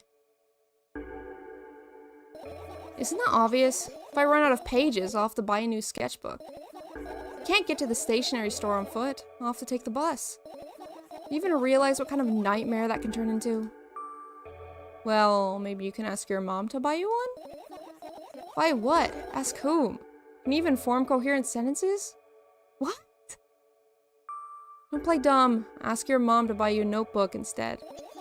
Instead? So you want me to perform a string of actions, but you're also telling me to do one instead of another? Then how would I decide which action to take? You're so dyslexic. Man, you're a tough case. You lack empathy. Is that my fault? I get closer to the sketchbook, stepping over the wires, the sleeping bag, the cracks in the laminate, and the window's reflection. The sketchbook is lying on the stool. From my height, it seems like the stool is missing 2 legs. I squat and look again. All the legs are in place. Will I be able to think of an interesting allegory? Oh, let's not go there, okay? I stand up and study the sketchbook from inches away. Its pages are pure white. The last drawing is buried on the previous page, the way it should be. Too bad. I'd love to see it. Maybe next time. A sudden gust of chilly wind breaks into the room and makes the pages rustle. Oh no. Shut my eyes. A distinctive sound of pages turning echoes with headache in my head. I know what's going to happen. The rustling has stopped, even though the wind is still howling from every direction. It can only mean one thing. The notebook is open on the first page. If I wait just a little longer, the wind will close it. I won't have to look. If I wait a little longer. If I wait. Open your eyes. No! It's okay, just do it. No way, I know you're lying. Calm down. No! Calm down. No! Calm down. No. Oh my god. How long is this gonna go? Calm down. No. Calm down. Calm down. Calm down. Fine. Open my eyes with the utmost caution. The notebook is still open in the middle. No drawings. Nothing. Pages are still pure white. Did I imagine it? I don't know. Did you? You're the smart one here. You tell me. Next time, don't close your eyes. What did you... I couldn't finish speaking because the pages started moving again. Don't close your eyes. Don't make me do it. I'm scared. Trust me. Rustling grows louder. The pages lift up. I can almost see the outlines of drawings on previous pages. No way. Everything that is in the past should stay in the past. You couldn't convince me? That's it. I'm closing my eyes. Look there. A barely visible light seeps through the pages. With every new gust, it becomes brighter and brighter. Firefly! The wind immediately stops. For a moment, the world sinks into a perfect silence, but only for a moment. The buzz that has always been haunting me fills the surroundings, but it doesn't matter now. Goodness gracious, little boy. You made me so scared. Firefly blinks, flies up, and enters my ear, buzzing loudly all the way. I spend some time looking for the perfect spot in my head, but then its buzzing dies down. Whew. You okay? We're running short on time, so let's continue searching. Alright, Jesus Christ, what is... I guess it's like, if you went through a hard time in the past, and you wrote down stuff to get over it, or to go through it, and then you are better, and then you don't want to look at it again? Well, I guess you're not better, you're just ignoring it at that point, right? Okay, what do we need next? Second death. Okay. Collect 3 or more fireflies, and then select Finish Searching. Advance through the dialogue to the reach following the screen after suggesting she get some fresh air. Okay, now I have to do something really mean. Okay. Alright. Finish searching. I gotta be careful to not mess up. Get some fresh air on the balcony. Go to the balcony. And she's like, don't want to. Because she feels like someone's watching her. And then I say, there's no way somebody cares about you that much. Which is kind of true, and also kind of reassuring. Because from a paranoid person, you think everybody's out to get you. But in reality, no one would really care about you that much realistically. To follow you and watch you and, you know, stalk you basically. No ordinary person would, like, get cared about that much. Usually. Like, there's a, you know, 0.001% chance that would. But we don't talk about that because that does not help the situation. And people who deal with that problem, you know? There's no way somebody cares about you that much. Just for a couple of minutes, okay?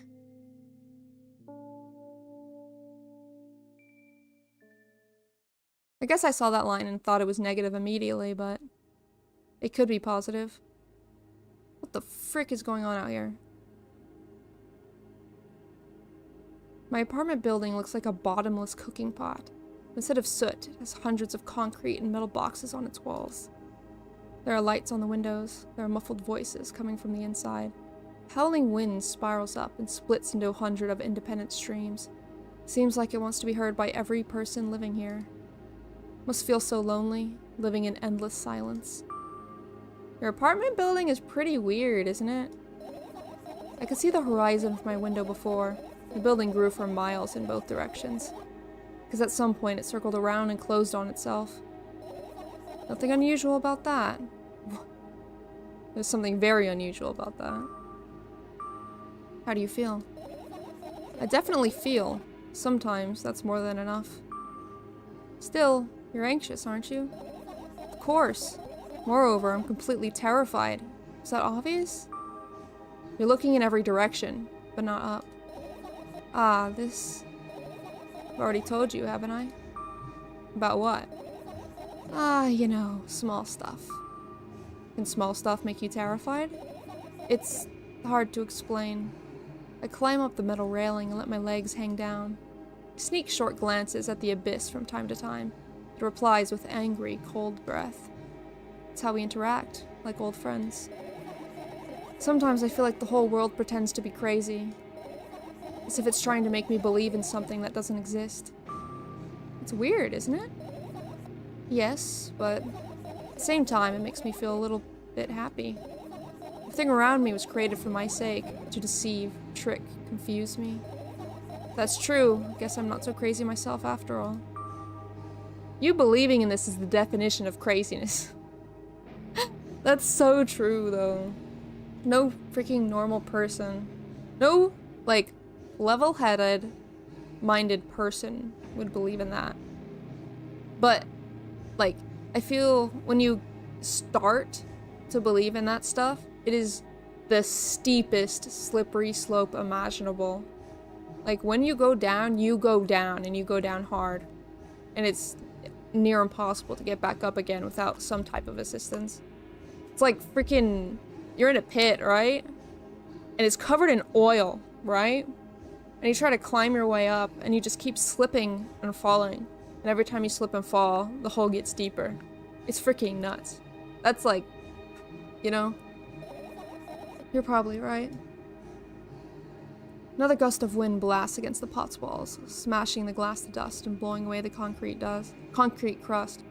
I, on the other hand, feel a gentle breeze that only ruffles my hair. I still haven't come up with a code word. You're the one to remember your promise. You don't need a code word anymore.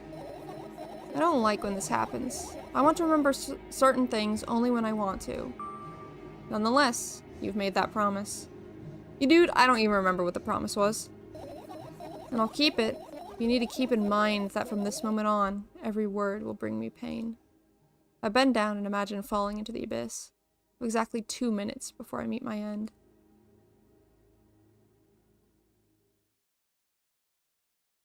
What? Whoa. Oh my gosh. She fell?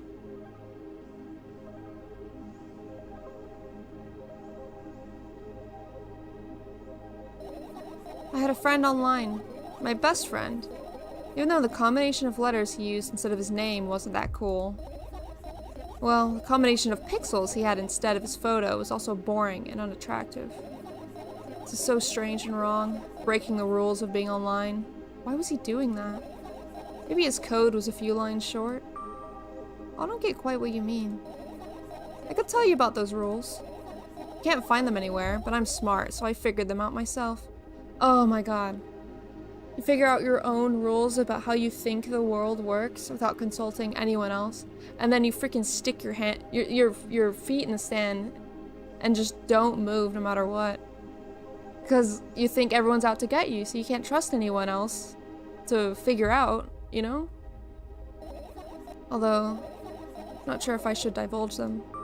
Why? When I try to say what I think out loud, I tend to make mistakes. I make just a single one. Everything that comes after contradicts my thoughts. That's so freaking true! Oh my god, it's freaking crazy the amount of times that happens to me though.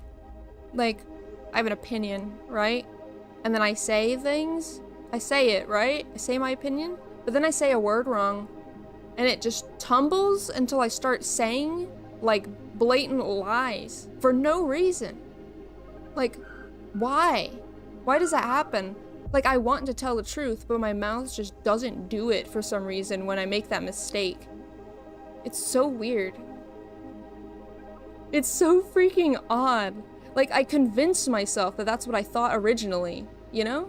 So I don't think I'm lying. But it's like, oh no, I thought that way deep down, so that's why I'm saying it. It's just freaking crazy. And I end up with the opposite position. I don't want that. According to that logic, it'd be better for you to keep your mouth shut forever. Yeah, that's my dream. Keep your mouth shut, never get up from bed, never see or hear anything. Just dream on and on. Oh, why is everything so terrible?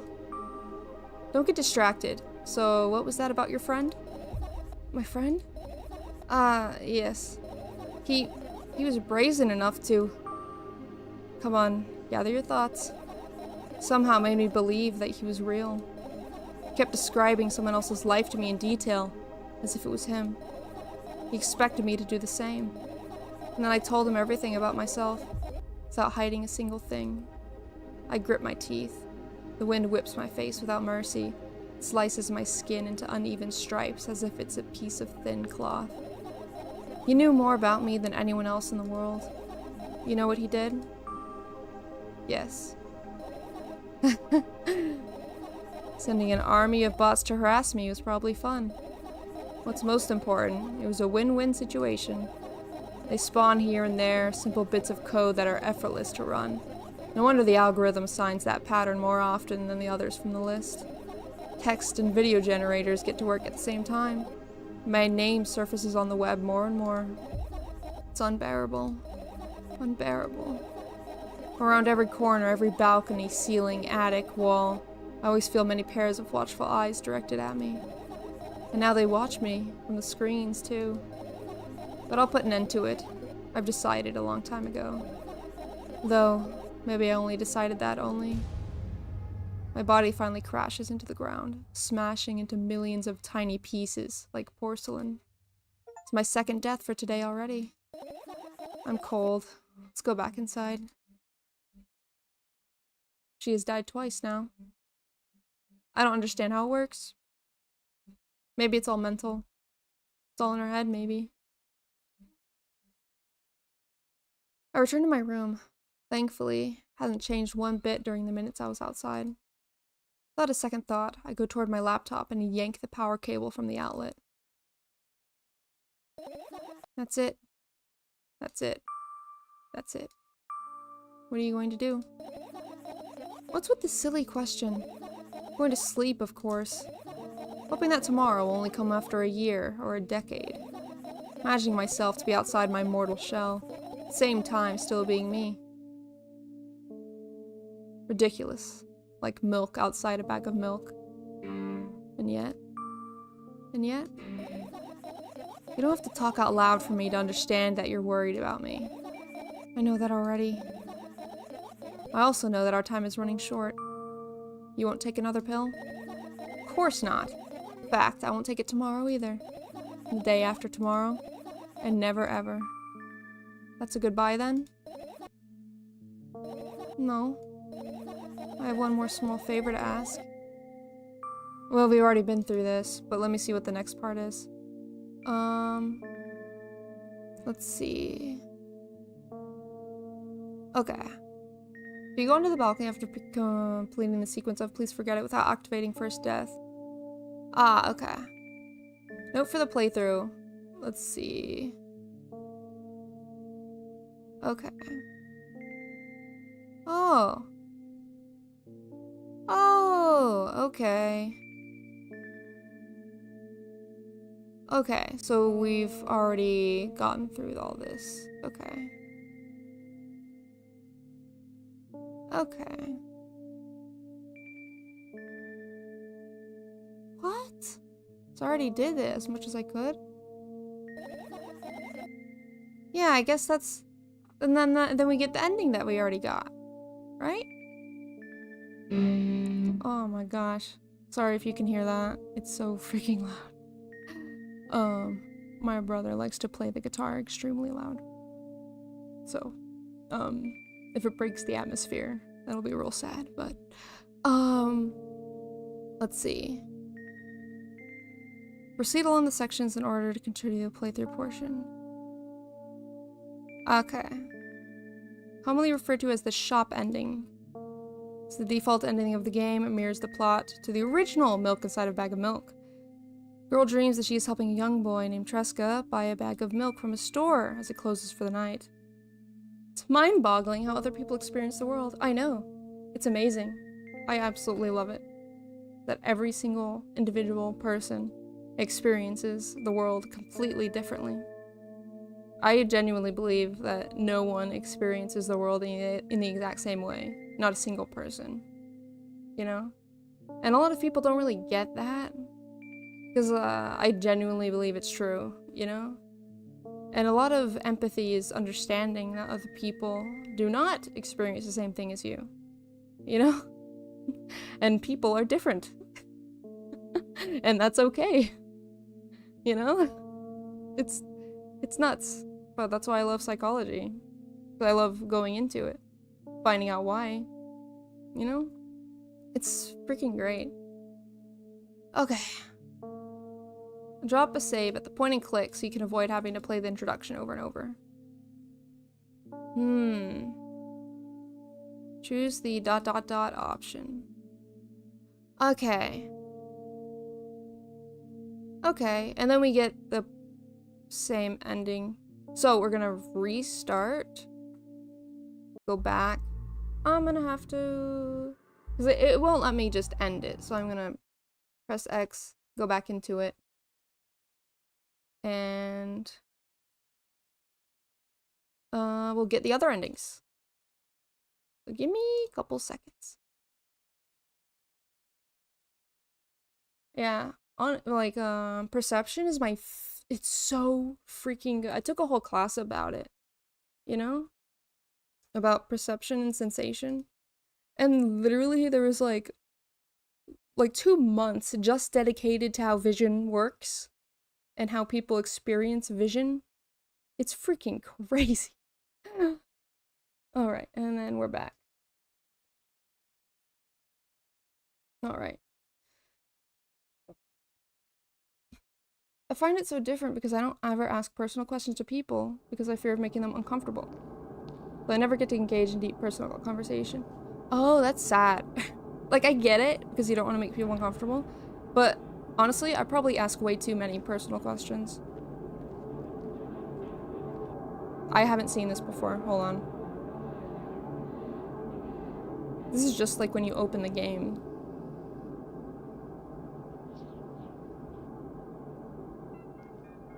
Is this her buying the milk? Yep.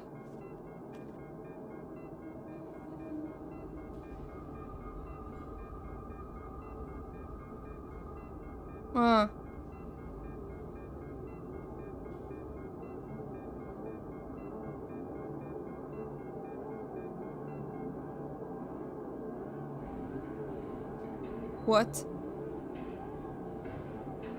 What is that noise?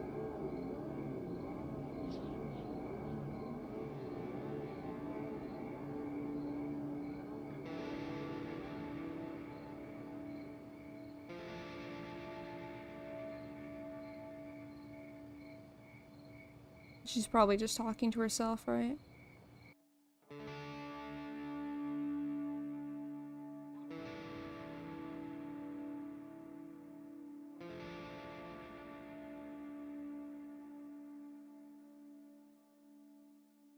Dang, this intro sequence is long. I didn't know that. I didn't watch it, so... And the animation is so good.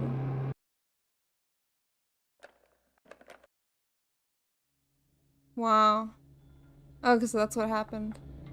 Hydrate, thank you! Ah, thank you. I'm always like, I would ask them how their week has been, but what if something tragic has happened during that time? And how I go about- there's 2 ways. If something tragic has happened. Yeah, sorry the SFX are gonna be real quiet because the game is extremely loud. But, yeah, if something tragic happened to someone, you say, because, like, there's 2 ways they could react to it. If something tragic has happened, they're like, oh, I don't want to talk about it, or I do want to talk about it. And then you just respond appropriately either way, you know? It's like, oh, you don't have to talk about it if you don't want to, but I'm here if you want to talk about anything. And I do that for freaking strangers, you know? It's just something you could do to just help other people in general. Just to be there, just to listen. Because listening helps. Just freaking being there helps. In most cases, you know? Because most cases, people don't want you to freaking fix the situation when something bad happens. They just want you to freaking listen and be like, feel bad because I feel bad, and we'll share the pain together, you know? And it makes people feel so much better, you know? So I never really have a fear of asking someone that and then something bad's happened, because either way, I can probably help. I don't know, I feel confident in trying to help someone feel better. The only problem I have is with angry people, I have a hard time dealing with. So if someone has something bad happen and their response is anger, then I don't know how to deal with it. But that rarely, if ever, happens, you know? So, you know. The only time that ever happens is with my family. But, yeah, other than that, I think it goes pretty well if you just, I don't know, let them decide how much they want to indulge. You know? If they want to stop talking, just let them. If they want to keep talking, let them. You know? As long as they're not, you know, like, oh, I'm going to literally murder this person. Or like, I'm going to do terrible sins because of this terrible thing. I don't know, it's just, I could go down a whole long path about the different ways to respond, but nah, we need to get through this milk game. Continue. Okay. We have to go here. I never knew how to respond, I just freeze. Maybe that's why I suck at one-to-one conversation. Well, I mean, it's a learned skill, you know? If no one has ever told you how to do it, then you wouldn't know how to do it, you know? I feel like that's understandable. But people can always learn how to do stuff, right? There's always the nature versus nurture thingamajig, right? And people always wonder if empathy itself is a learned thing or not, you know? Or like compassion, stuff like that. And I feel like part of it is entirely learned, you know? Like reading emotions and knowing how to best help that person is a completely learned thing, you know? If you never knew how to do it, you didn't read it in a book, your parents didn't tell you how to respond, and you didn't see it modeled in any way when you were a kid, then you wouldn't know how to do it. It's like completely understandable. But you can always learn. There's always a way to learn these things. That's why I never really give up hope in people, because I always believe that there's a way for them to get better, you know? You know, there's always, learning is always an option. Learning doesn't stop. I usually say, what's on your mind? Yeah, see, like, that's freaking great. That's a great way to respond. Usually I just say like, you doing all right? Or yeah, how's it going? You know, check-ins kind of. If I haven't talked to someone in a while. Gives the idea that you're in control. Yeah, true. The way you phrase things are pretty important as well. Okay.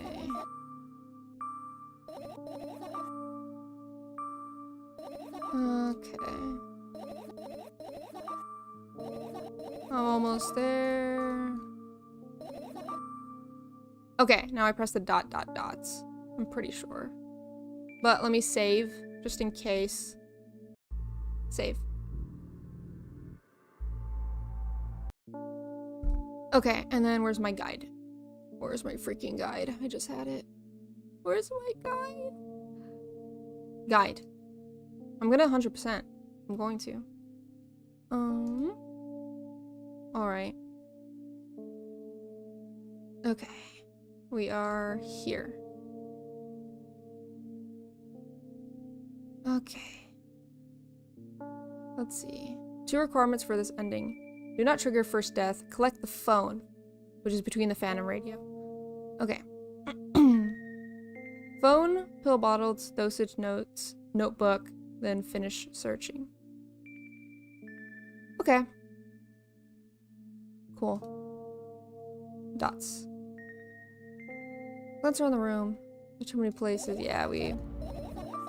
Fine, I help you.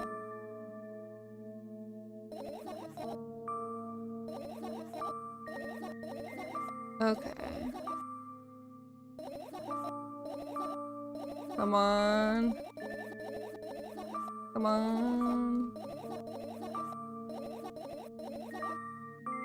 Okay.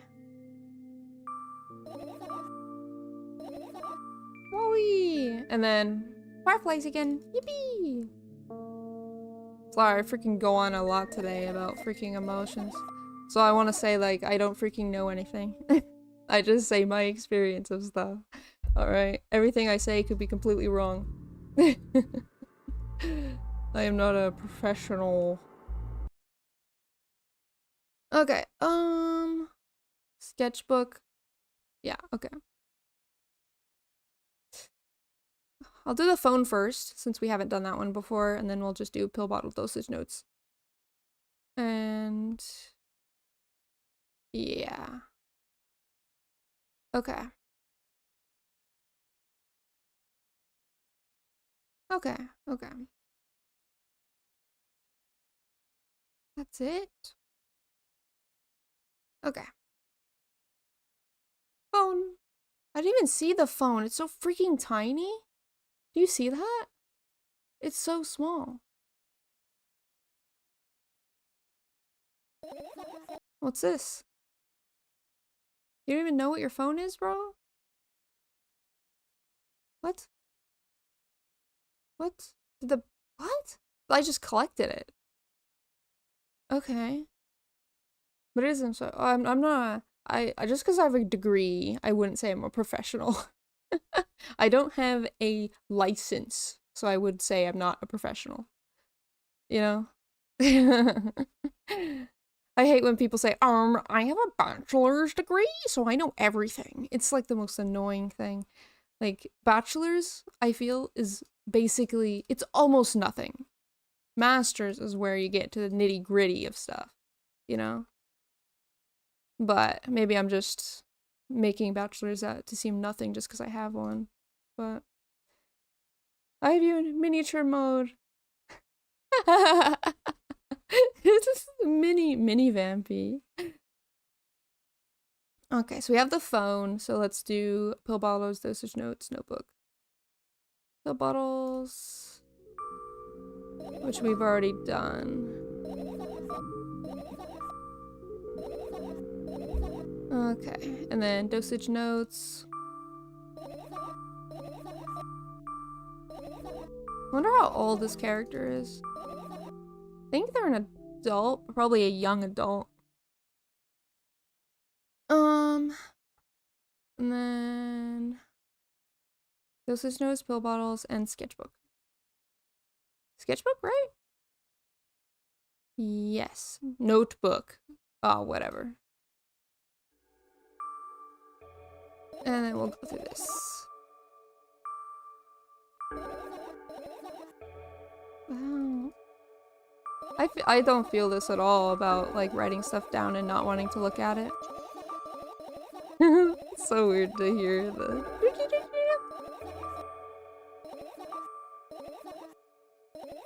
Okay. And then we're done. Finish searching, right? Finish searching. Okay. Finish. Alright. And then we say, alright, let's stay here.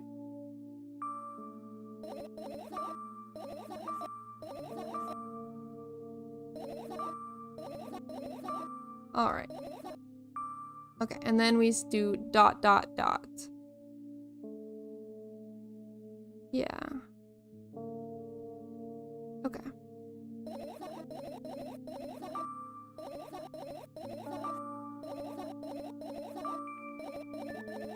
I like how it's like, so that's goodbye then? And she's just like, oh, oh, oh, oh, oh.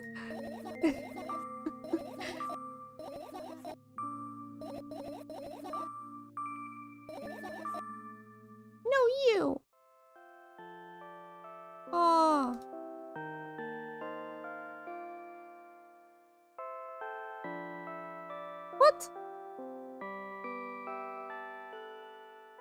Did I get it? Sleeping bag? His dreams won't come anymore. And she felt like she died. Silhouettes and the voices and all that. Still too scared.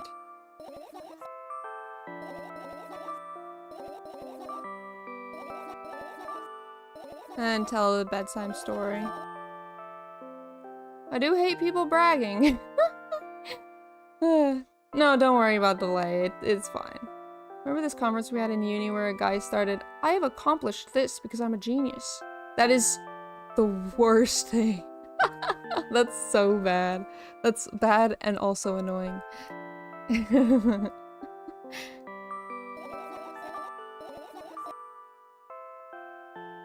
Okay, so this is the bedtime story.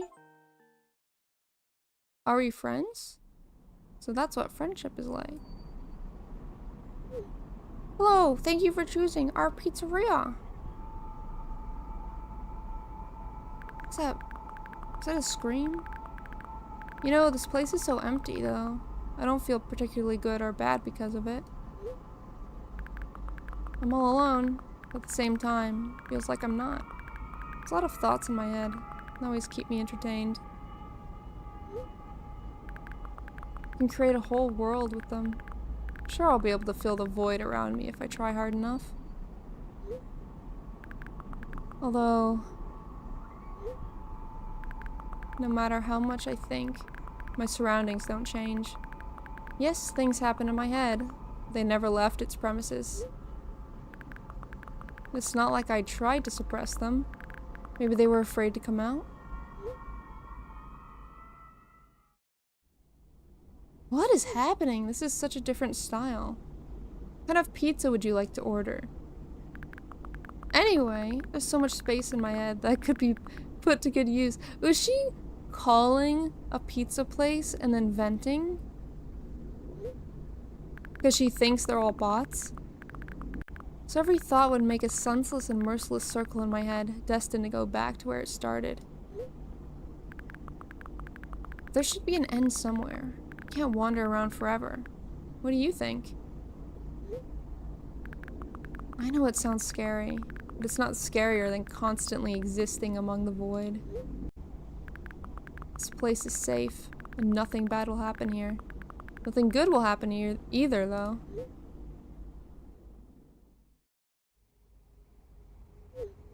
Don't freaking text while you're running down the street. Please note that we have a special offer right now. 3 pizzas for the price of 2. Yeah, there's probably nothing good in having the same thoughts over and over. What's the point of having them anyway? I could have escaped from here. I feel like my thoughts aren't helping me at all. I should be ashamed, probably. It's nobody's fault that I can't even see a door here.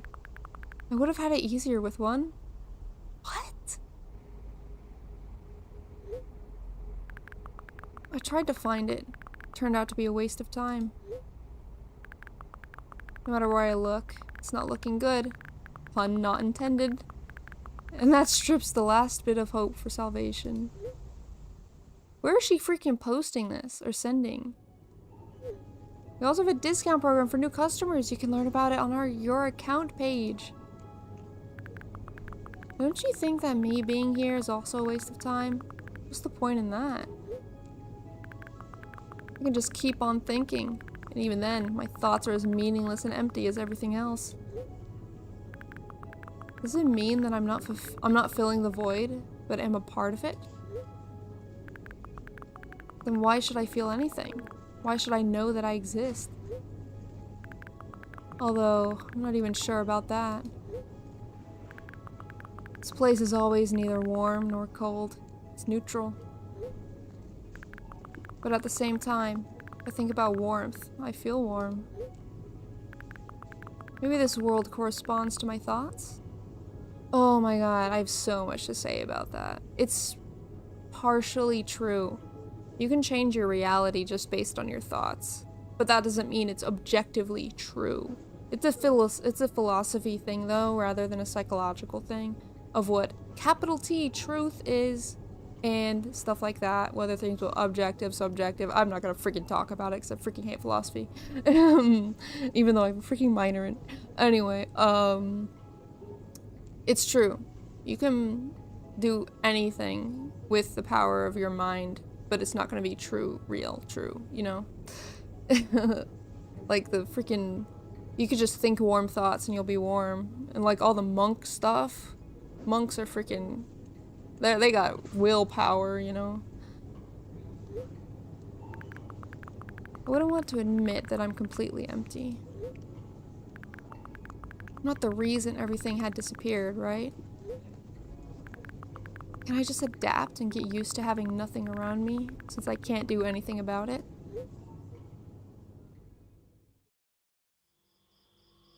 Dang, she is really texting. Are you ready to make your order?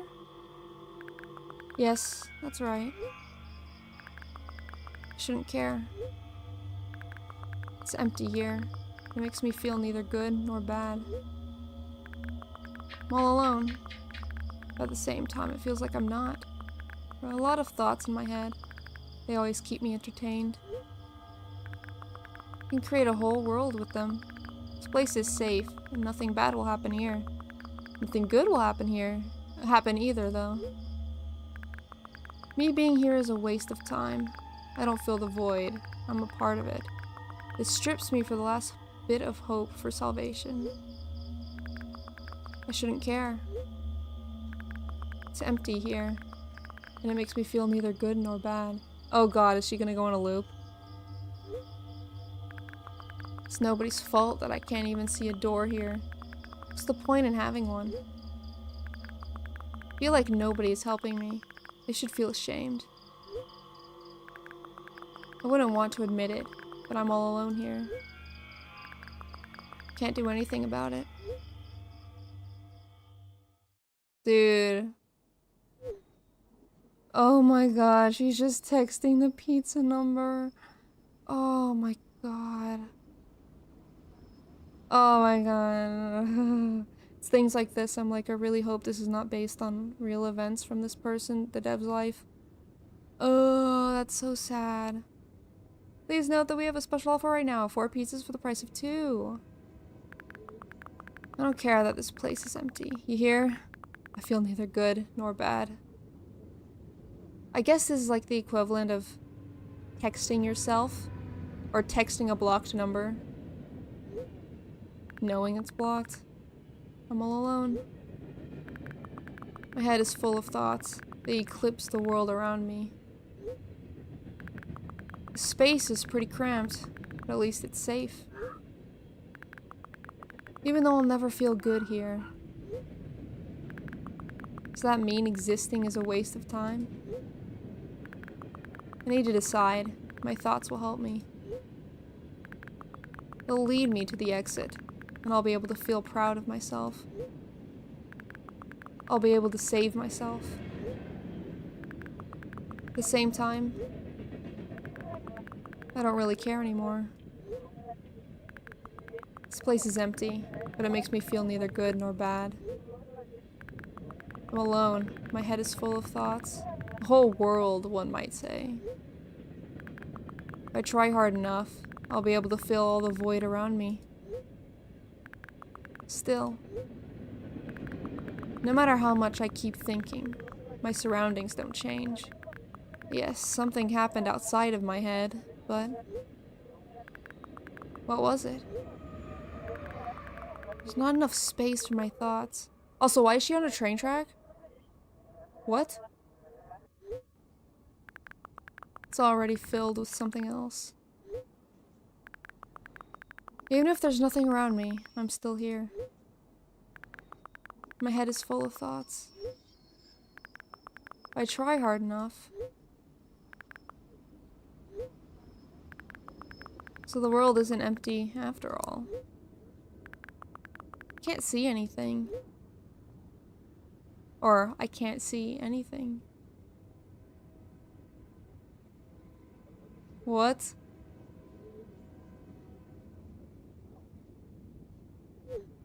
Session timeout. Please reload the page.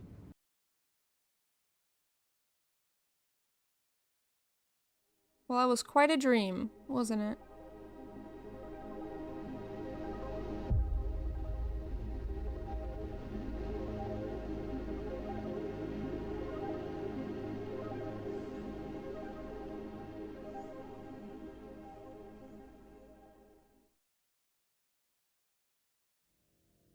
Wow.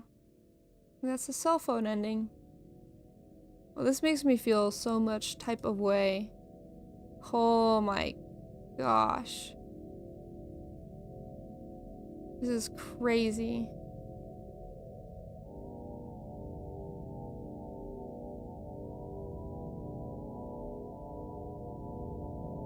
Okay. And then we have, I think, 2 more endings? JK, we have 3 more endings. This might take longer than I thought. Well, it's been 2 hours. I think it'll be fine. There's Easter eggs? Whoa. What the heck? There's comments in Russian in the code telling a story of Milchan waiting for an important call. What the heck? This is freaking crazy.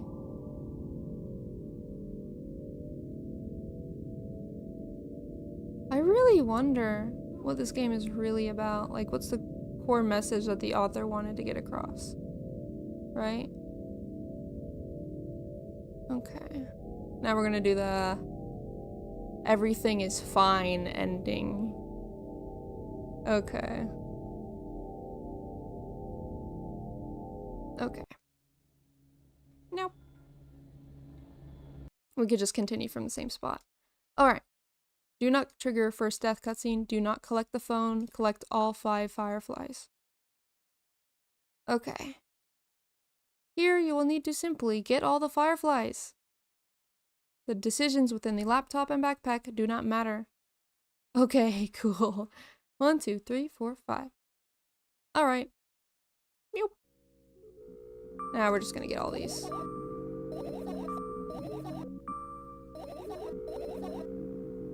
I'm gonna freaking get all these, alright? Okay.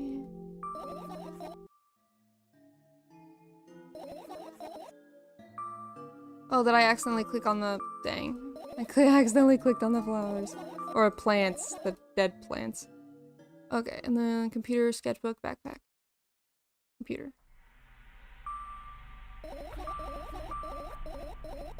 I really want to know about our freaking online friend. I guess we already know, but it's just crazy that happened. Okay. That one, and then backpack. Make sure not to click that we're done.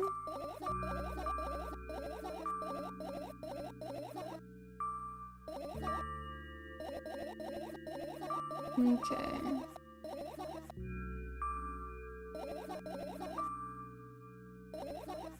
Okay. Then sketchbook. And then we should be good, and we'll be able to get the next ending.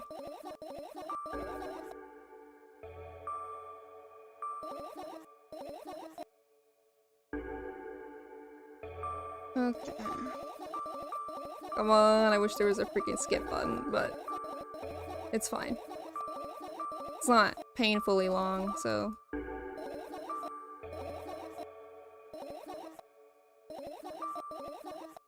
Okay.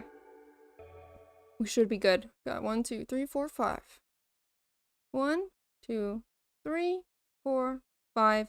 We're good. Do not collect the phone. Collect all 5. And that's it. Finish.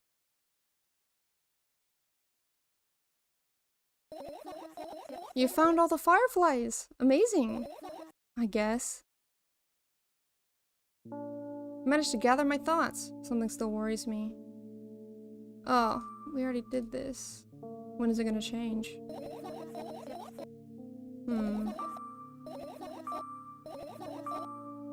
And then we can skip the balcony scene, is what they said. Yeah, I'm using a guide on Steam. I could probably put it in the description.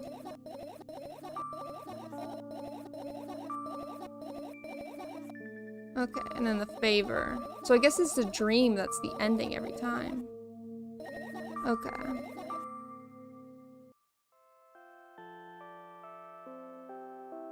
Okay.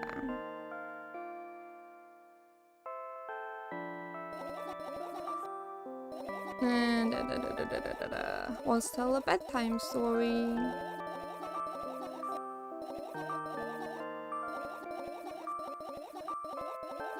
Man, I wish I had someone like freaking protagonist or the controller of the character. The not the real, not the girl, but the me, you know? Oh boy, here we go. Another terrible morning. Boo, why is my face always so stupid? Wonder what the others at school will think. Well, it's not that I care too much, I just don't want to be branded a loser on my first day. Cheer up, there's nothing wrong with looking different. It's not what defines you, after all. Hey, hurry up. Yes, Mom. Oh god. Another terrible morning. Ooh, why is my face always so stupid? I wonder what the others at school will think. It's not that I care too much, I just want to be branded a loser on my first day. Cheer up, there's nothing wrong with looking different. It's not what defines you, after all.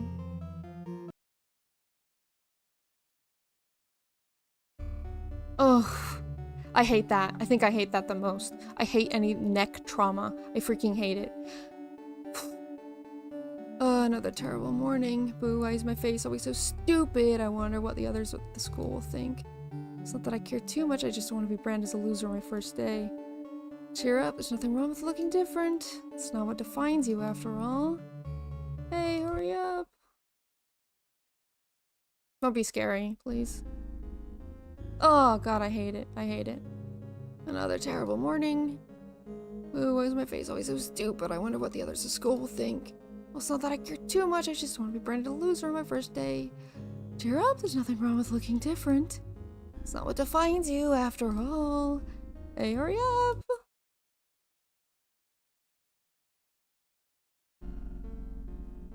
Okay, that's kind of what I look like every morning, not gonna lie.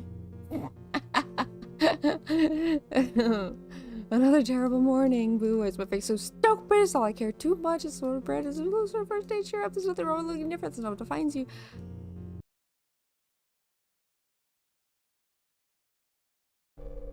Okay, no, I can't deal with that. Nope. Nope. Nope. That one's too much. That one's too much. That one's too much. Okay, that's pretty bad too. Okay. That one's pretty bad too. Another terrible morning is my face so stupid. That's so sad to think that when you wake up and you see yourself in the mirror, you think, why is my face so stupid? Like, what? To be fair, I never look at myself. Terrible morning, why is my face so stupid? And blah, blah, blah, blah.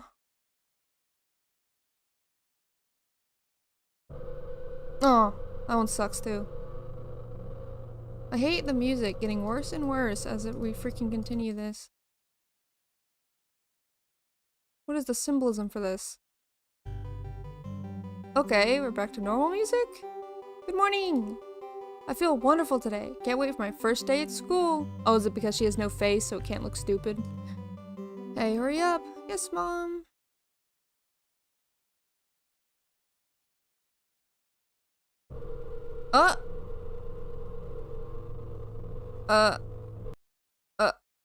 Okay. Yeah, that one was pretty bad. That ending was actually scary. That one was kind of scary. That one was kind of scary, actually. I did not like that one. Oh, okay. And then the ending is the same, I guess. You alright? Okay. Alright, where are we gonna get the next one? There's two more! They all look so scary! The next one looks so scary! Okay. Okay. Okay. Next one. Let's see. Do not trigger first death cutscene. Do not collect phone. Do not collect all fireflies. Trigger the laptop full dialogue. Trigger second death. Y'all right? I can do that. Oh, can I not? Oh, I can't skip the credits. Okay. Well, we're gonna have to sit through the credits, and then we'll go through it. Ugh. I'm kind of getting a little scared, but I'm gonna try to brave through it. Alright? I'm starting to get a little scared because it's kind of getting dark. And the music is not helping. But I'm gonna actually go turn the light on. BRB.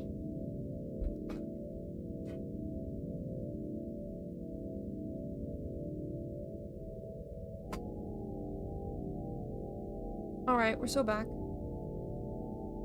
Oh, the credits over yet? Good-da. No! Like you have enough people right now to do that. I'm just turning the light on. Takes no time at all. Okay, don't trigger first death. Do not collect phone. Do not collect all fireflies. Collect computer plus 2 other fireflies.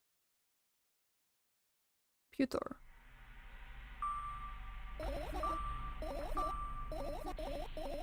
Okay.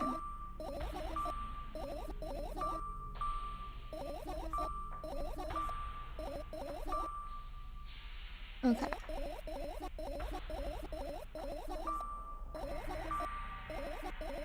Okay.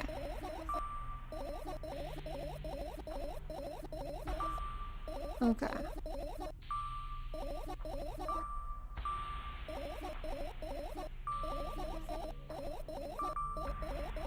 Crazy how she doesn't think the web people are real.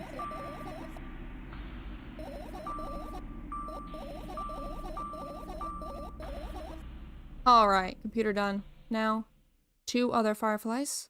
So I'll do the pill balls, those just no, this is fine. The quick ones.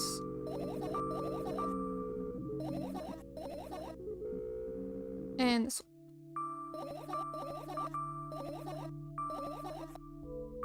Alright. Okay, we did 3. We're good. Then we'll have to go to the balcony.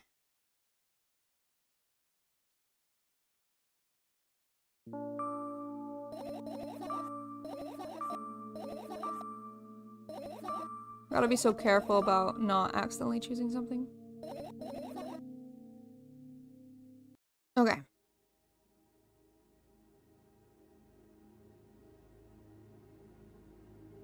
This should be different, right?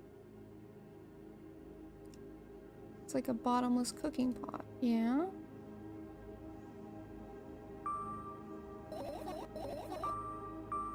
How do you feel? Small stuff?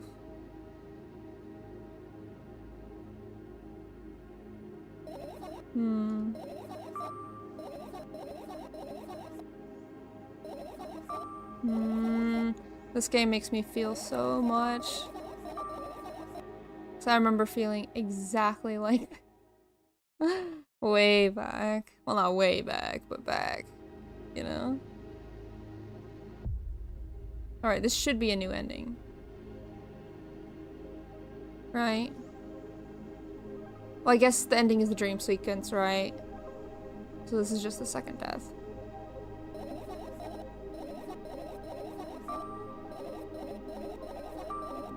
Okay.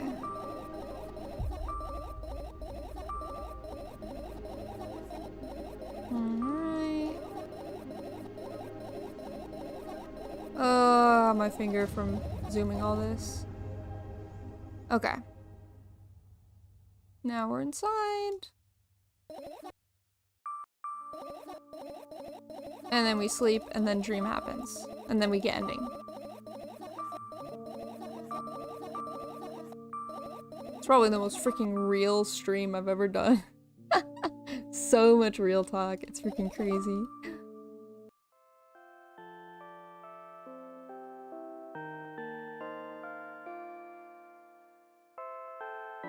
And sleeping. And tell me a wonderful, not scary story, please.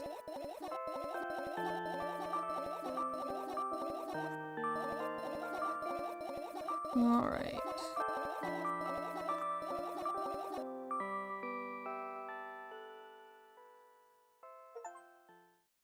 Alright, now we go. God, that's freaking terrible. I hate that. I wake up lying on the cold floor in the center of a cramped room. I look around without standing up. There's no furniture, just naked walls and a single door. I can hear muffled sounds coming from the other side of it. Scary sounds. What the heck is that? I hug my knees and wrap myself in my sweater like it's a blanket. It's no use. I'm chilled to the bone. The room is pretty spacious, but I still can't shake the feeling I'm trapped inside a suffocating casket. The faint blue glow that sneaks in through the keyhole only adds to that feeling. Do I want to know what's outside? As if on a cue, an inhuman roar comes from the other side of the door. It comes louder and louder, more and more distinct with every passing second. Somebody or something is getting closer. I curl into a ball, trying to take up as little space as possible.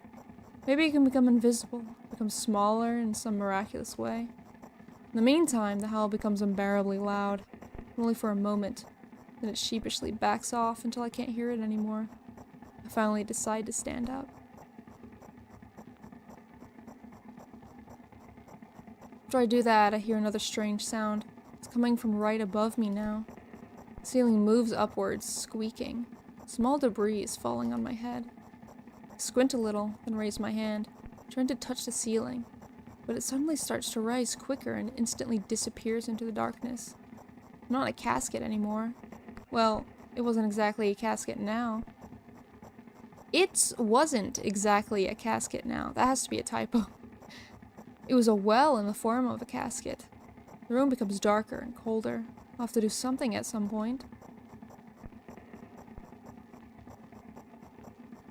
Hours pass. I frantically run from one wall to the other, delirious. The walls run away from me, making the already spacious room even bigger. In the end, I stand amidst endless darkness, and only the door is watching me with its eye. I kept purposefully avoiding it, but sometimes hear horrifying rustles and howls on the outside. However, now I don't even have a choice anymore. I slowly come up to the door and reach out toward it. As expected, the door also moves away from me. I continue moving forward with my hand stretched out. I don't want to lose the only source of light in this pitch-black darkness. At some point, I get tired of sneaking up on the door, like it's some wild animal, so I lunge at it, trying to grab the handle. However, at the last moment, the door whizzes away and I fall to the cold floor, unable to keep my balance. It hurts. Stupid door. Stupid, nasty, cursed door. I hate you. I hate you. I scream at the top of my lungs. Finally let out all the despair that I had bottled up. Slowly realize how horrible the situation I ended up in is. No, no, no, no, no. I don't stop screaming for a moment, because I'm scared to end up in complete silence. The reality around me disappears, and my twisted imagination will take over. And the realest thing I have right now is my voice. Hey, I can hear you. A voice coming from the other side of the door. I'm here. Come closer. I scream thrice as hard as before. I scream until my throat hurts, until my ears start buzzing. My biggest wish right now is to keep in touch with that person, whoever they are. Hey, where are you? I rush toward the door, stumbling on the way. I keep running for a minute, for 10 minutes, but the door isn't even an inch closer. At the same time, the distance between us haven't grown either, which means I can match it in speed. I just need to make one final push. Gather the last bit of strength I have and push my legs off the ground. The jump feels like an eternity. I stretch out my hand, almost touching the scratchy wood. I dive face first on the ground with ridiculous speed. Slide at least 30 more feet like that thanks to inertia, leaving behind a bloody trail. My hand is still outstretched, trying to grab at empty space. Tears stream down my face, making the numerous scratches burn. I try to wipe them, but I scream and yank my hand away the moment I touch my face. My lips and nose are now a mushy mess. Somebody help. The other side of the door is completely silent. The silence reigns for an excruciatingly long time. However, at some point that silent torture ends. Hey, I can see you!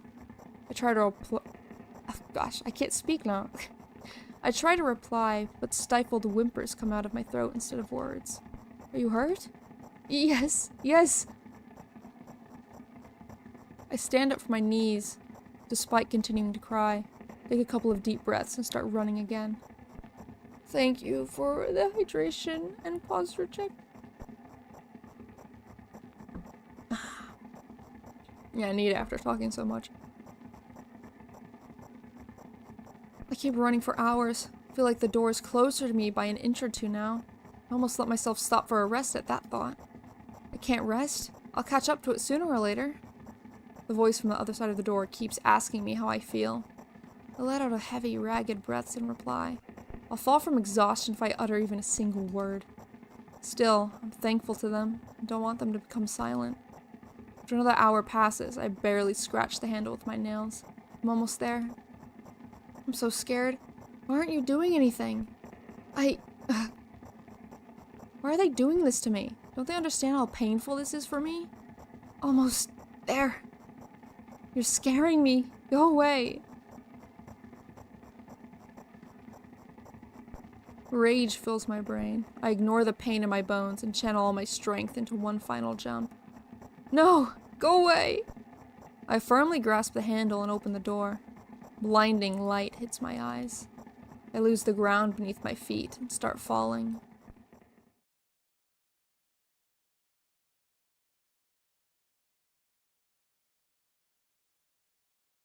I'm lying face down in grass. I smell water, earth, and the dampness of the night. And grass, of course.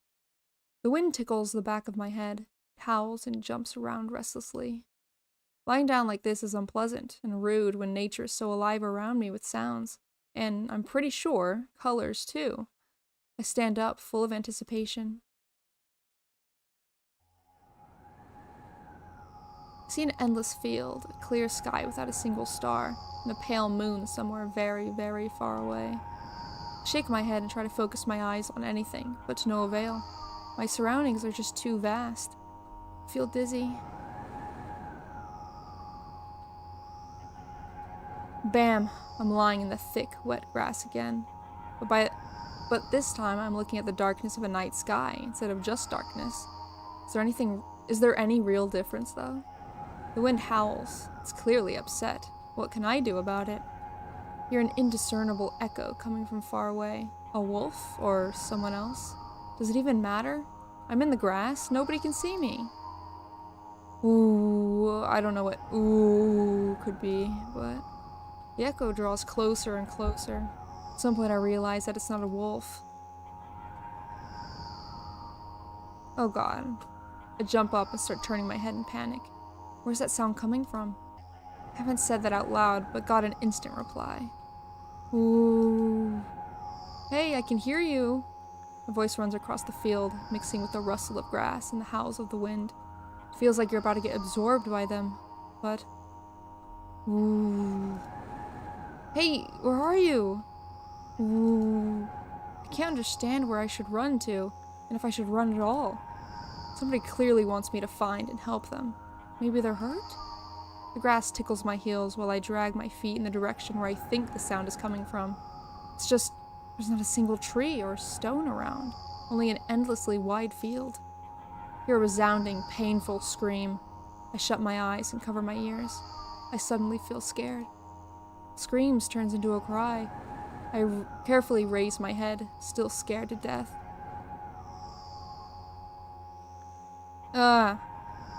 Somewhere very far away, among the thick grass, I spot a silhouette, which is a small black spot, but... Hey, I can see you! Silhouette doesn't move, but the sound is definitely coming from its direction. No, it's not a scream, more like a whisper or a wheeze. Ooh. Are you hurt? No reaction again, just muffled sounds. Maybe it's the wind going mad and the black spot is just a stone or a tree. I walk away, disappointed. 100 steps, 200 steps. I turn around. Surprisingly, the spot hasn't become smaller. I start jogging. Grass is no longer tickling me, it's whipping my ankles, leaving cuts. A feeling of panic and unexplainable dread grow inside of me. A stone, a tree. Why the hell is this field endless? I don't turn around anymore. I know that it's chasing me. Sounds reaching my ears become even stranger, louder, and more distinct. The wind is bullying me too, huh? Isn't that right? It's the case, right? Finally, I stop. Ran out of breath. I'm at the brink of dying. At least, I think so. Ooh. The horrifying voice is coming right from behind me. I turn around instinctively and, for some reason, try to shield my face. I end up losing balance and falling to the ground. Grass replies with a nasty crackling rustle. Ooh. I've had enough. Can't believe this is all the same dream. I spring up. The silhouette is still there. The same distance as before. It's standing there, without moving an inch. I'm scared here, you know. Why won't you do anything?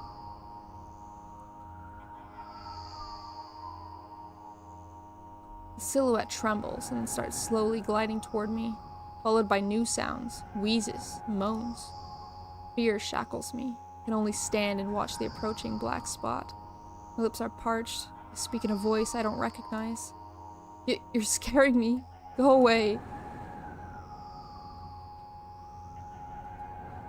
After that, the spot expands rapidly, and in the blink of an eye, most of the sky and field is consumed by the sticky, cold darkness. Oh! Wait. I think I get it? She's the door. Right? And the black spot was her. Because the voice that she said, the lines, were the same lines that she heard from the other side of the door. Oh my gosh.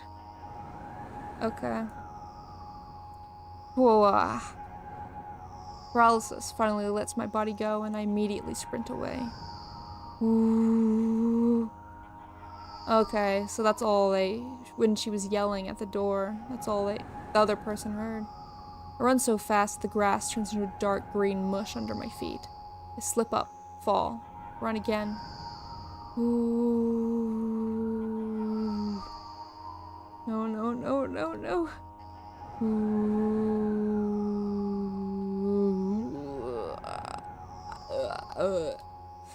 No, go away. An unknown force turns my head with a crunching sound and the darkness consumes everything. Jesus. And that's her turning the handle of the door, right? I wake up on the cold floor in the center of a cramped room. Look around without standing up. There's no furniture, just naked walls. That is terrifying, soul-crushing, literally probably torture. That is the worst. It's probably the worst nightmare so far. Jesus. I'll take the freaking kid milk store one over that. That one was good. I think that one's my favorite. Oh my god. That was really awesome. That was so freaking good. Wow. Oh my, I'm freaking speechless about it. It was great. Alright. And then I just have to do the last ending and we're good. I checked my posture and it cracked. Yeah, no gamer stance, okay? Cause I realize I have the freaking gamer stance. The gamer crunch, you know? When you freaking hunch over like that? Because I'm a gamer. But, holy moly. It's freaking crazy. Alright. Now, to the final. Do not trigger first death cutscene. Do not collect phone. Do not collect all fireflies. Do not go to the balcony. So just don't do freaking anything. Basically. Okay. Okay, so what do you guys think since we have freaking time? Huh? We got freaking time while the freaking credits roll. What do you guys think? Pretty good, pretty freaking good. Huh? It's freaking wonderful is what it is. Alright. Next. Let's see. Do not. Pretty simple. So I just have to do 3 random ones then. Okay. Like always, pills and notes.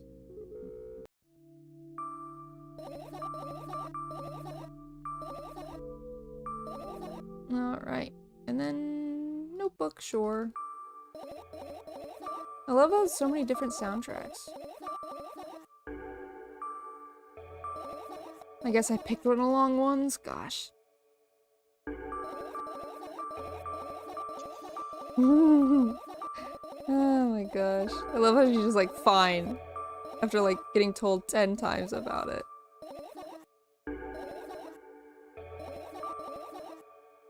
Okay.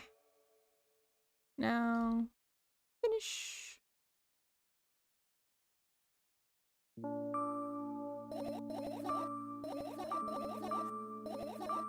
And then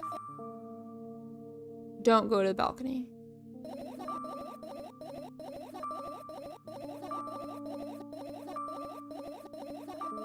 Okay.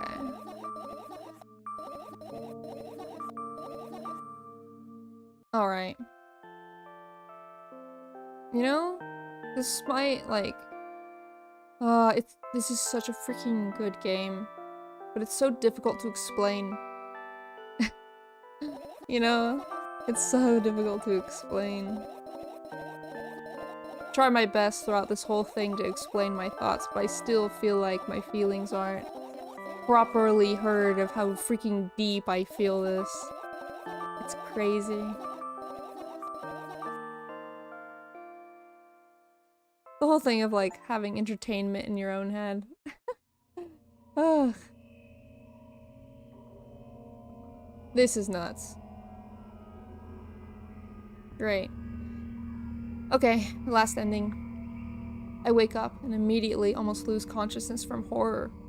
Thin metal stairway snakes around a giant column, disappearing into the darkness. Press myself into a cold wall and pray that I freeze into it. This feeling. I know I spent a couple hours or days here.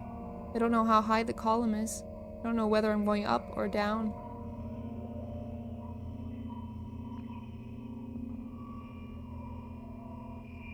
Well, that's so cool how it appears one at a time. 1,000,000,000 pounds of concrete and 1,000,000 miles of emptiness. It's possible to stay sane when you're near cosmic numbers like that. Looking at them, touching them, even thinking of them makes me feel unimaginable horror. It's just a matter of time before my short term here will end. My mind will melt and my body will turn to dust. The wall's coarse surface scratches my face.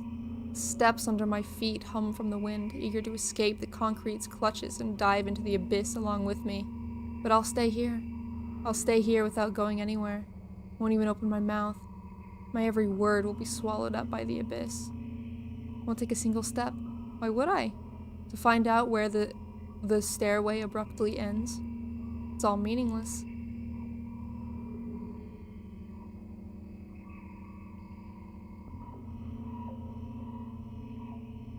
Jeez. Many units of time pass, but I'm still unmoving. My whole body is trembling. Then I realize it's the whole space around me that is trembling. It can't wait to destroy me. Maybe I should gather my will and at least turn my head. That thought doesn't stay in my head for long. It's torn out with an inhuman force. Unaware of what's about to happen, I slowly turn my whole body with a squeak. No, this is not what I wanted. Don't! Oh god. What the... Amongst the silence sings a lonely colossus, unmoving. Till the music stops, the bridge across the dark abyss cannot be seen. What the heck? Space, dust, prophecy? Oh god. There's 100 million of them. Oppressive, thick, sticky air dives itself into my ears, silencing my thoughts with a haphazard string of words while I watch the scene before me unfold.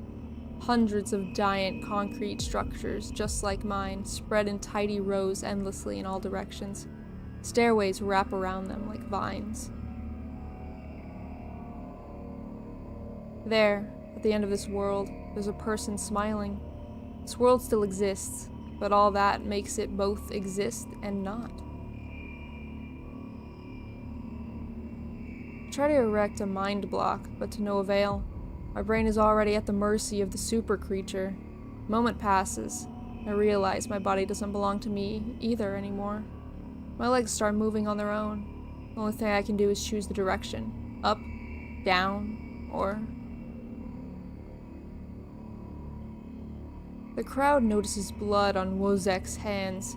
He runs away. Mendel appears. He has nothing human about him, apart from his executive grace and hidden elegance. He walks out to the center of the stage.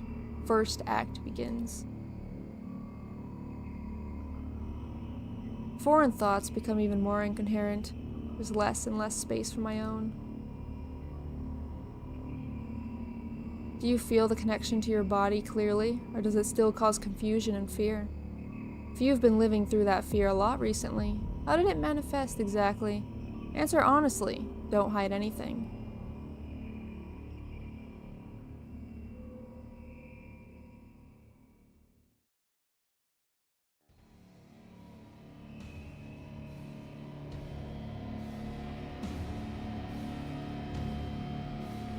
I decided to descend.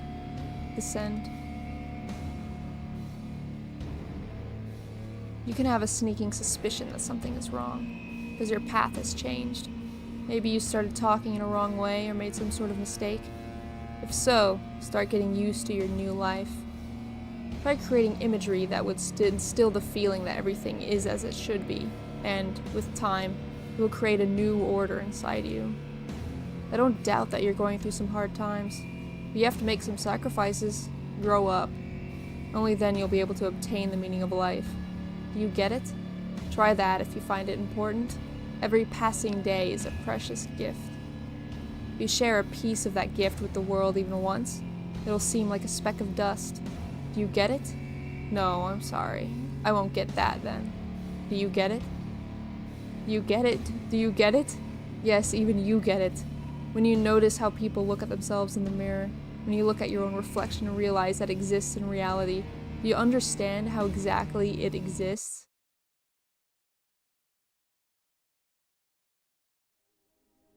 And that's it. That's the last ending. Short one, that one was. Not bad, though. Not bad. My gosh. That was really good, though. Freaking great game. So good. Like, I know the first one was good. I thought this one would be in that realm, but I feel like this is so much better in so many ways. And I'm gonna be so excited if the dude makes another one. But let me double check, make sure I have all the achievements. So I should, realistically, have all the achievements now. Yep, got them all. I did it. 100%. In one stream, because I'm that good.